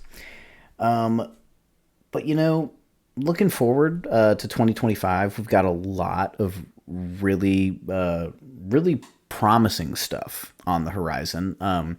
I just saw the trailer recently for Heart Eyes. It's another Valentine's Day kind of slasher. And we've already got Valentine and My Bloody Valentine, but why not add another to the mix? I thought it was funny. I live in Seattle, Washington. The Space Needle pops up right in the first few seconds of the trailer, and I'm like, there's no way they fucking filmed that in Seattle. So I googled where they filmed it, and I live in Seattle, but my dream is to live in New Zealand. I don't know, I haven't even been there. It's just a vibe. I get a vibe that I would fit in very well in New Zealand. And I look up where they filmed it, and they filmed it in New Zealand. So it's based in where I live, but it was filmed in where I want to live, and I thought that was kind of interesting. But seems like it's going to be super fucking gory. They did reveal a handful of kills in the trailers, so I'm kind of bummed at myself for watching it. That's kind of my bad, but I hope they still, save some good stuff for the movie and don't spoil all of it. I'm not going to watch any more trailers for it, but Heart Eyes is going to be a new Valentine's Day horror movie that, here's hoping we have another yearly rewatch, folks, because it's always good to have another movie that you're like, yes, I can't wait to watch this every year. This month, we've got Presence, Steven Soderbergh's ghost story from the perspective of the ghost. Seems like it's taking the more horror-geared route and that it's going to, try to be scary. I won't lie, concept-wise reminds me of A24's Ghost Story with, I know it was Casey Affleck, and then I believe Rooney Mara was the lead actress in that film. But that whole movie centering around Casey Affleck's character dying and then his ghost kind of haunting the house, and definitely get a more art house vibe, I feel like, from that movie than I'm gonna get from Presence. But I saw Lucy Liu is going to be a star in it, and I haven't seen Lucy Liu in anything in a very long time, so it's good to see her back. And Steven Soderbergh, too. I can't remember the last time I saw his name pop up, so that's going to be really fun. We have Lee Wannell's, or Wannell, I never look up how to say these names, folks. We have his Wolfman that is already out, that I will be seeing Sunday. A little behind, but I won't lie, I'm not hearing great things about this movie, folks. I mean, I hope this is a situation where that lowers my expectations so much to where I go in and I'm able to pick the diamonds out of the shit, so to speak. But I've heard the creature design is not great. There was that leak that came out when with Halloween Horror Nights a few months back, and there was the Wolfman there that had the fucking tagline for the movie, so it seemed like it was an official thing, and it looks like your average hobo in front of a 7-Eleven. So I was like, that's not a wolf, man. And I love the series, the original one from, I believe, 1941 with Lon Chaney, the Benicio del Toro, Anthony Hopkins one. I mean, I actually fairly enjoy that one too. So I was hoping we'd be 3 for 3 in the series. And I mean, I fucking love Lee Winnell. For those who don't know, wrote the first Saw movie.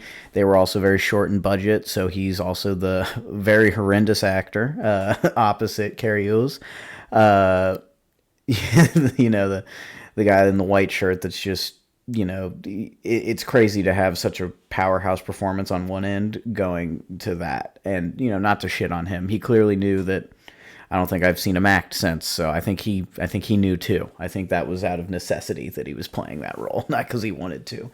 But I mean, he is 2 for 2 for me, like directing wise. I mean, he's Upgrade and he did The Invisible Man, and both of those are fantastic movies. I mean, he has such a sure vision with his camera work. You can tell that he sees it all in his head. He's very specific with his choices, and like the robotic sequences with the camera, how they move with Logan Marshall Green and Upgrade is just fantastic. The odd camera placements on the ceiling and on the floor, like the angles he chooses in Invisible Man, is so interesting, but they're brilliant. And so I was really hoping like that this would be good. And critics don't always get it right, but I've heard a lot of people that I trust that we don't always line up, but we usually have a similar taste, and I've heard some of good friends of mine say it was not good. So I'm gonna check it out, but I'm a little bummed that it's not doing as well as I thought it would. Currently on air with Showtime is the Dexter prequel, which this was a pleasant surprise. I thought this was going to be dog shit. I mean, Dexter had the chance. Dexter had a shitty ending in season 8. I think the first 4 seasons of Dexter, by the way, are probably the best television. I mean, Breaking Bad's the more consistent show, so is Sopranos. But I think if Dexter was able to match what it did for the first 4 seasons for its full 8, I feel like it'd be no contest. Dexter's the best show of all time. But then it just started going downhill. Potential unpopular opinion, though. People say it started going downhill after 4. I actually thoroughly enjoy season 5. I think 6 and on is kind of where they took the dive into the shitter. But this they brought it back, right? I think in 2021 or 2022 with Dexter New Blood, and it seemed like they were going to write the course. And I'll be honest, the bulk of Dexter New Blood is actually very good. It really felt like we were finally approaching an ending that was going to be satisfactory, and they fumbled the bag again.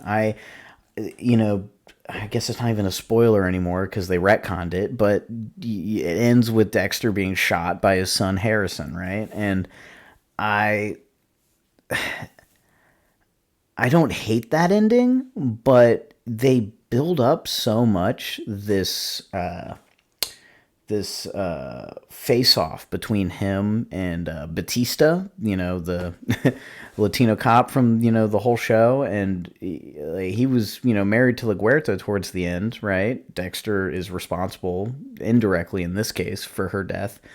But, it really feels like,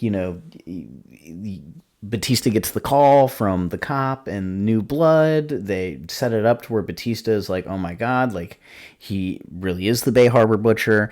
He gets his keys. You get the whole scene with him leaving to drive up there. And then Dexter's shot by his son Harrison. Harrison drives off into the sunset. And then the series ends. And you're like, okay, that's the end of Dexter.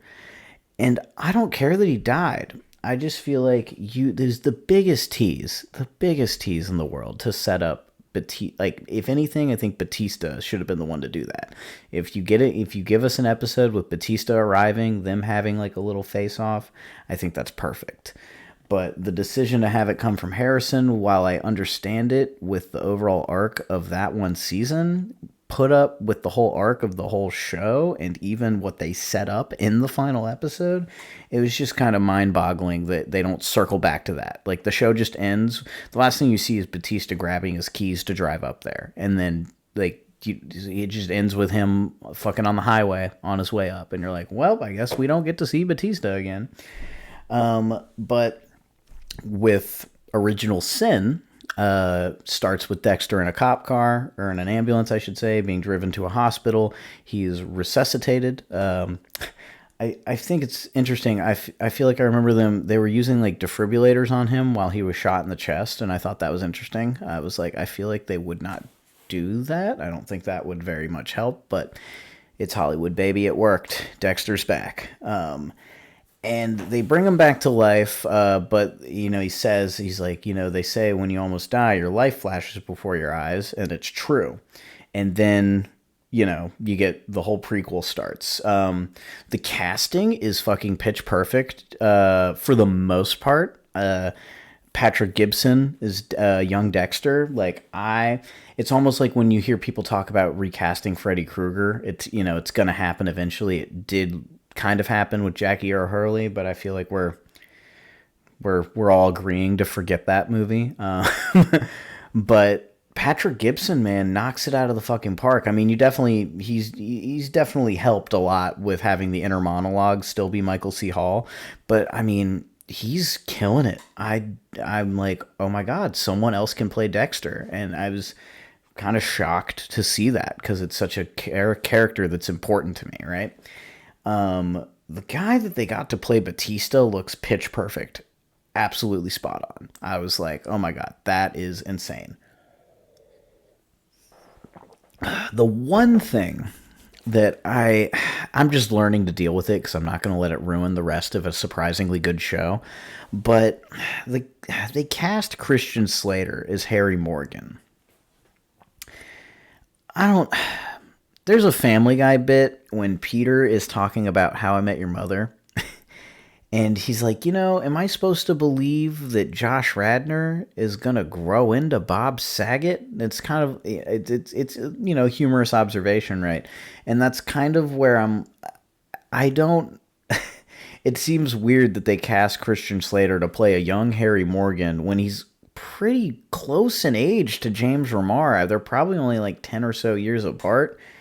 If they're more than that, James Remar looks great or Christian Slater's looking rough. Either one, I don't know. But they're so close in age, I feel like, that it seems weird. I just don't see him as Harry Morgan. I see James Remar as Harry Morgan. And especially with the announcement that with Dexter Resurrection, that's going to be the sequel series that happens after this prequel series, they've cast James Remar to come back as Harry Morgan. I wonder if they're going to do some like tongue-in-cheek, like break the fourth wall acknowledgement that like, oh, you look different. I don't know. But it just seems weird having Christian Slater there.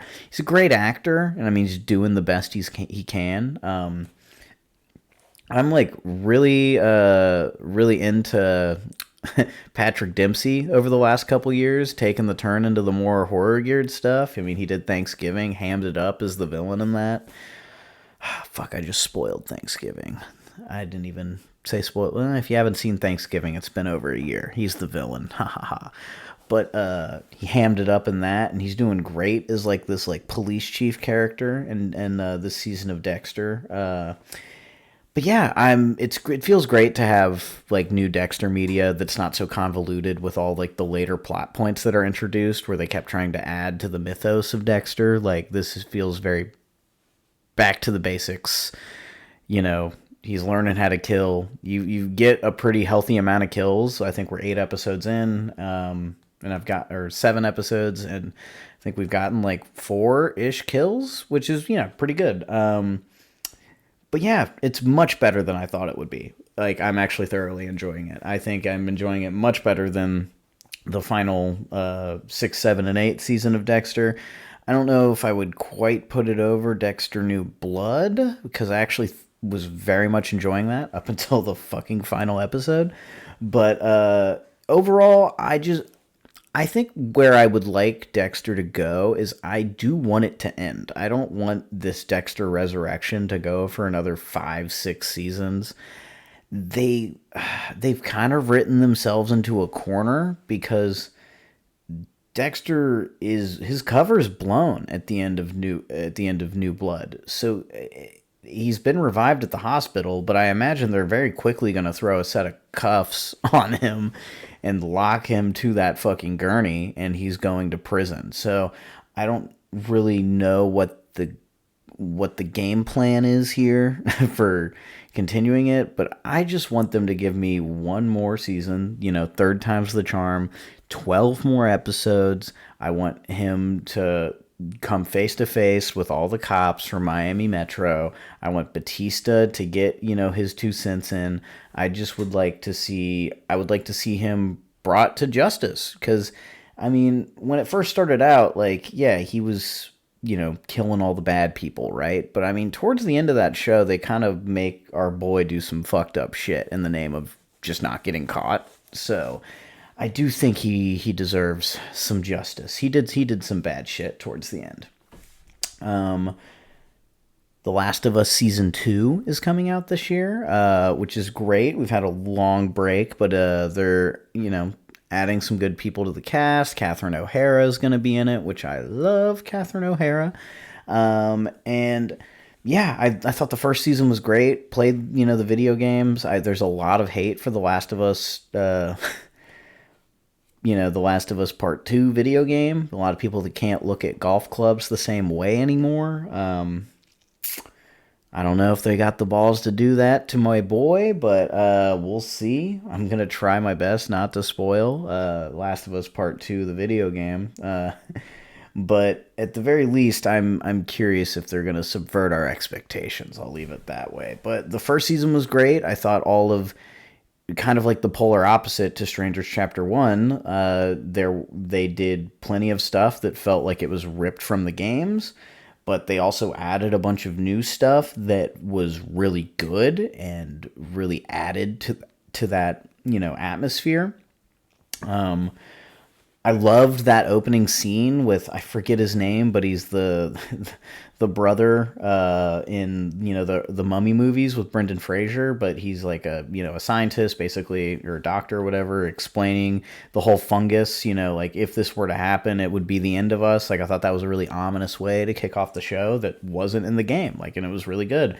The whole love story with Nick Offerman and I forget the other guy's name. God damn it! But that was such a good episode. I think that was the episode that sold my girlfriend on it. She was sobbing uncontrollably by the end of it, and I think she was hooked from there on out. So, yeah, I'm very much looking forward to The Last of Us. I think it's safe to say. I mean, I'm really trying to think, but I feel like that's probably the highest quality video game adaptation we have gotten. I mean, there's probably people who make the argument for the Sonic franchise, and while they're, those movies are very good, I think The Last of Us is nailing it. Like, it's 10 out of 10, my eyes.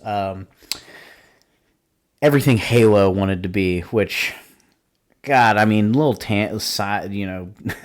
sidetrack tangent here. What a kick in the nuts to have the season 2 of Halo end at where basically Halo 1 the game starts, right when we're at everything we want to see. He's finally on a fucking ring. He walks into those iconic doors that shut behind him from, all the levels we used to play growing up, and then Paramount's like, hey guys, guess what? This show is canceled. It could have been good. I will say the showrunners took way too long to get it to where it needed to be, but also sped through all the good shit. Like, I mean, I loved the idea of us being able to see the fall of Reach at first, but then they go through it in an episode and Master Chief doesn't even wear his armor through it. But is what it is. Apparently the helmet was uncomfortable. Well, you'll never have to wear it again, Pablo. But yeah, so we've got Wolfman, we've got Presence coming out in January. February, we've got Heart Eyes. You know what we also have in February? The Monkey from Osgood Perkins, which is getting really, really good reviews coming out of first initial screenings. So I'm super excited to check that one out. It seems like it's very Final Destination, which on that note, we're getting a new Final Destination. I think they said this year, but it might also be early 2026. But in general, I think it's Final Destination Bloodlines. That's coming soon. The script's already written, and, they're getting ready to start filming, so super pumped for that. They just finished filming, they just started filming also the new Scream movie, and Neve Campbell is back, so I'm kind of torn on that because I did miss her, but the whole controversy surrounding the firing of Melissa Barrera was, I thought that was super shitty, just, all because, they don't believe in free speech, but we're not going to try and get political, guys. This is a horror movie podcast. 28 years later is bringing back my favorite zombie series. I always say if I was in the Walking Dead universe, I would thrive. But if I was in this universe, I'd put a bullet in my head immediately. These are the scariest zombies, bar none. They are ferocious. You turn instantly. They run. They're so fast. Oh my goodness. Like, this is the pinnacle of truly scary zombie films for me. And it does a good job of, like, making the zombies scary, but then also making the people bad. So it's just like truly a bleak fucking series. There was that picture that went viral of the decrepit, emaciated zombie that people thought was Cillian Murphy. He's come out to say it was not him, and they've also come out to say that he's not in the movie at all, but it's going to be a planned trilogy that's kicking off with this one, bringing the total to the series, 5 movies after it's all said and done, but he said that there's a chance that he could be in a later entry, so we shall see. 3 new sequels from Blumhouse. We've got Megan 2.0, Five Nights at Freddy's Part 2, and Black Phone 2. I don't know if the Black Phone series is going to get a little more, I guess, supernatural and bring... Gosh, oh my god, Ethan Hawke. Sorry, guys. It's like 2 a.m. right now. If they're going to bring Ethan Hawke back from the from the dead, it's been a minute since I've seen that movie, but I don't remember him making out of that one alive. Or, I'm just curious what the storyline's going to be from that one. But I thoroughly enjoyed the first Black Phone. I thought it was one of the better masks we've seen on screen in a very long time. How he could change the mouth out or not have it at all, take the top part off, and how he's like cycling through it the whole movie. I thought was like really effective. Honestly, Megan and Five Nights at Freddy's, I can take it or leave it. I have an appreciation for those movies purely off the fact that they are very solid gateway horror films, meaning that while they're not particularly for me, it's obvious I'm not the target audience. Like, those are going to be your kind of preteen to teenager kind of target audiences. They're not quite as gruesome as I would like them to be, as they could be, but, at the same time, these are the movies that are going to get my nieces, into horror movies. These are the movies that helped get my oldest niece to the point where now she's begging me to watch Terrifier, right? These are the dominoes, right? It started all the way back with The Corpse Bride when I showed that to her, and then domino effects, and then you get to these movies, and then they leap into the good stuff, So I have an appreciation for those movies. And as far as, gateway horror movies go, these are fairly solid films. The first Megan, I thought was good. Had some decent kills, had some truly sinister parts with, Megan's line delivery. It felt like this was what the Chucky reboot thing was trying to be, but this movie's much better at doing that. I also might just, still be a little sour that my boy Brad Dourif hasn't voiced Chucky in every single Chucky movie now, but I'm just going to choose to ignore the existence of that one like I do other movies. But yeah, we've got a lot of good new movies coming up. There's plenty of horror that I didn't even mention. I mean, we're getting The Conjuring, The Last Rites. So bye Conjuring universe. I'll be honest, I'm not a huge fan of those movies. I think the first one is solid. The second one is, for me it wasn't as good, but it's like right below it. And then I don't know. I think what really hurts those movies for me in general is the whole Conjuring universe. When they started doing the spin-offs with Annabelle and the Nun, it just gets so tiring, and it's all the same formula, and everyone wants to be James Wan, but not everyone can be. He can produce them, but I feel like the only ones I actually kind of enjoy are the ones where he's behind the camera. And even then, they're still not my favorite style of horror movie. I feel like I've talked about this before, but that jump scare shit, it just doesn't stick with me. It doesn't do much for me. But we're getting another one of those amongst many others. So I look forward to talking about horror movies with y'all for the next year, and hopefully further than that. By the time I finally get to post this, it'll probably be around 2 months since I've last posted an episode. Working these two jobs has been tough, but this is something I want to keep at. I've upgraded the camera, and day by day, getting a little better. Yeah, I'm just really excited to be keeping at it for my people. So it's probably only I might even be overestimating by saying there's even one person listening to this, but eventually we're going to get there. We're going to grow this, and it's going to get good.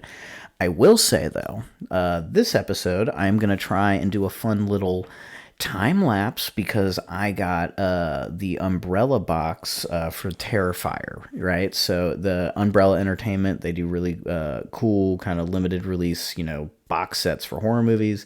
I'm going to do an unboxing after this of the 3-pack 4K Terrifier movies they gave me, and then we're going to take a look at the VHS tape that I got, and then they also gave me a cool little Lego set that I can build for an Art the Clown. So we got them on the wall behind us, and soon I'm going to have a Lego version, and I'm going to let y'all watch while I build it, so I think that's going to be super fun. But yeah, I think we've talked all about all the movies I'm excited for coming up, and the movie I hated the most this year, and the movies I've loved the most. So I think if y'all are still here, let's take a look at this Terrifier unboxing. Stick around. Hey y'all, let's get to this Terrifier unboxing. You might notice this, by the way, but this is outfit change number 3. I had a mic break. I had a really bad sickness that I got. I've been working so much. I feel like every little thing is trying to get in my way of finishing this episode. But we out here, and we got the box set, and we finally fucking did it. Let's get this ball rolling. All right. So the box set from Umbrella came with some pretty cool stuff. Comes in this kind of, little box sleeve situation. There's art. There he is again. In this box set, you get 3 hard copy of the 4Ks. So that's the Terrifier 1. Nice. I mean, that is some really cool artwork. I like that a lot. Next up, we've got Terrifier 2. Again, some really killer artwork on this. I mean, you get badass Sienna right there. It's fucking sweet. And then our most recent outing, Terrifier 3.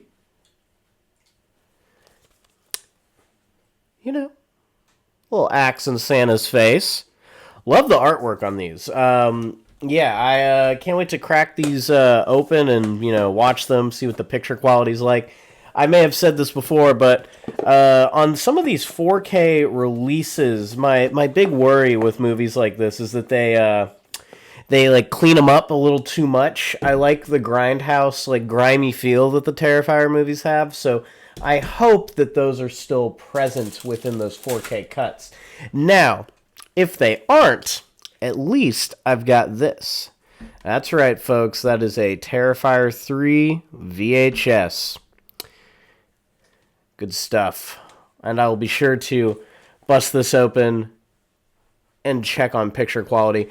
A lot of people might shiver at the thought of me opening up these VHS tapes. I still watch VHS tapes. I'm not really like a collector in that sense. Also, shout out to the cameo. That's Doug. That's Doug right there. And yeah, so if I'm gonna buy this stuff, I'm gonna enjoy it. So I'm definitely gonna open this and watch it. Very excited to do so.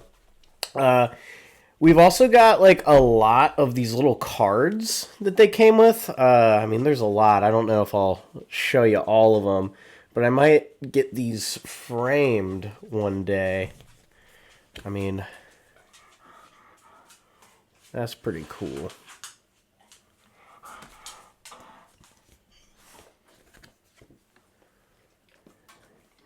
Yeah, and I mean, there's another stack, about yay big of all these. So, super excited to go through those. And then we've also got this Art Attack collection of behind the scenes art. Yeah, so you got the contents right here. And then yeah, it's just a big old book of art, right? So I mean, just randomly flipping to one page here, you get the nice behind the scenes photo that looks like the employee at the Halloween store that gets the bottle to the eye, So, and there's our boy David Howard Thornton. So yeah, no, this is pretty cool. I can't wait to read more of that. I think that's really really sick. And then last but not least, they gave us this. He's a little Lego art. I'm actually going to build him, and I'll throw in a little time lapse video. It's not going to be longer than like 30 seconds of me putting him together, and then I'll show you all the finished product of that. I guess I shouldn't have said last but not least though, because how could I forget? The sunglasses. Oh yeah, too big. It's not hat material, but I mean that's pretty sick, right? Yeah. So, let's go build a Lego, motherfuckers.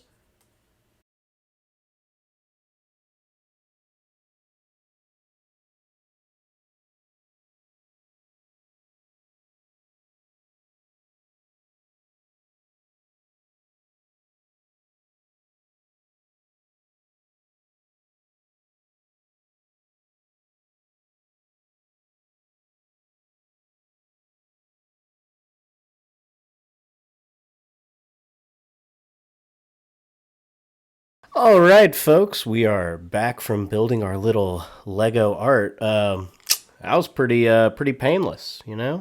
Pretty straightforward. There's my guy right there. Yeah, there's the focus we were looking for. He's got his little sack of goodies right there, and his little clown horn. Look at this. Look at this. Yeah, we can give you a little tip of the old hat. And I think this is really cool too. But if I can get this on, comes with a little like interchangeable Santa hat for my boy.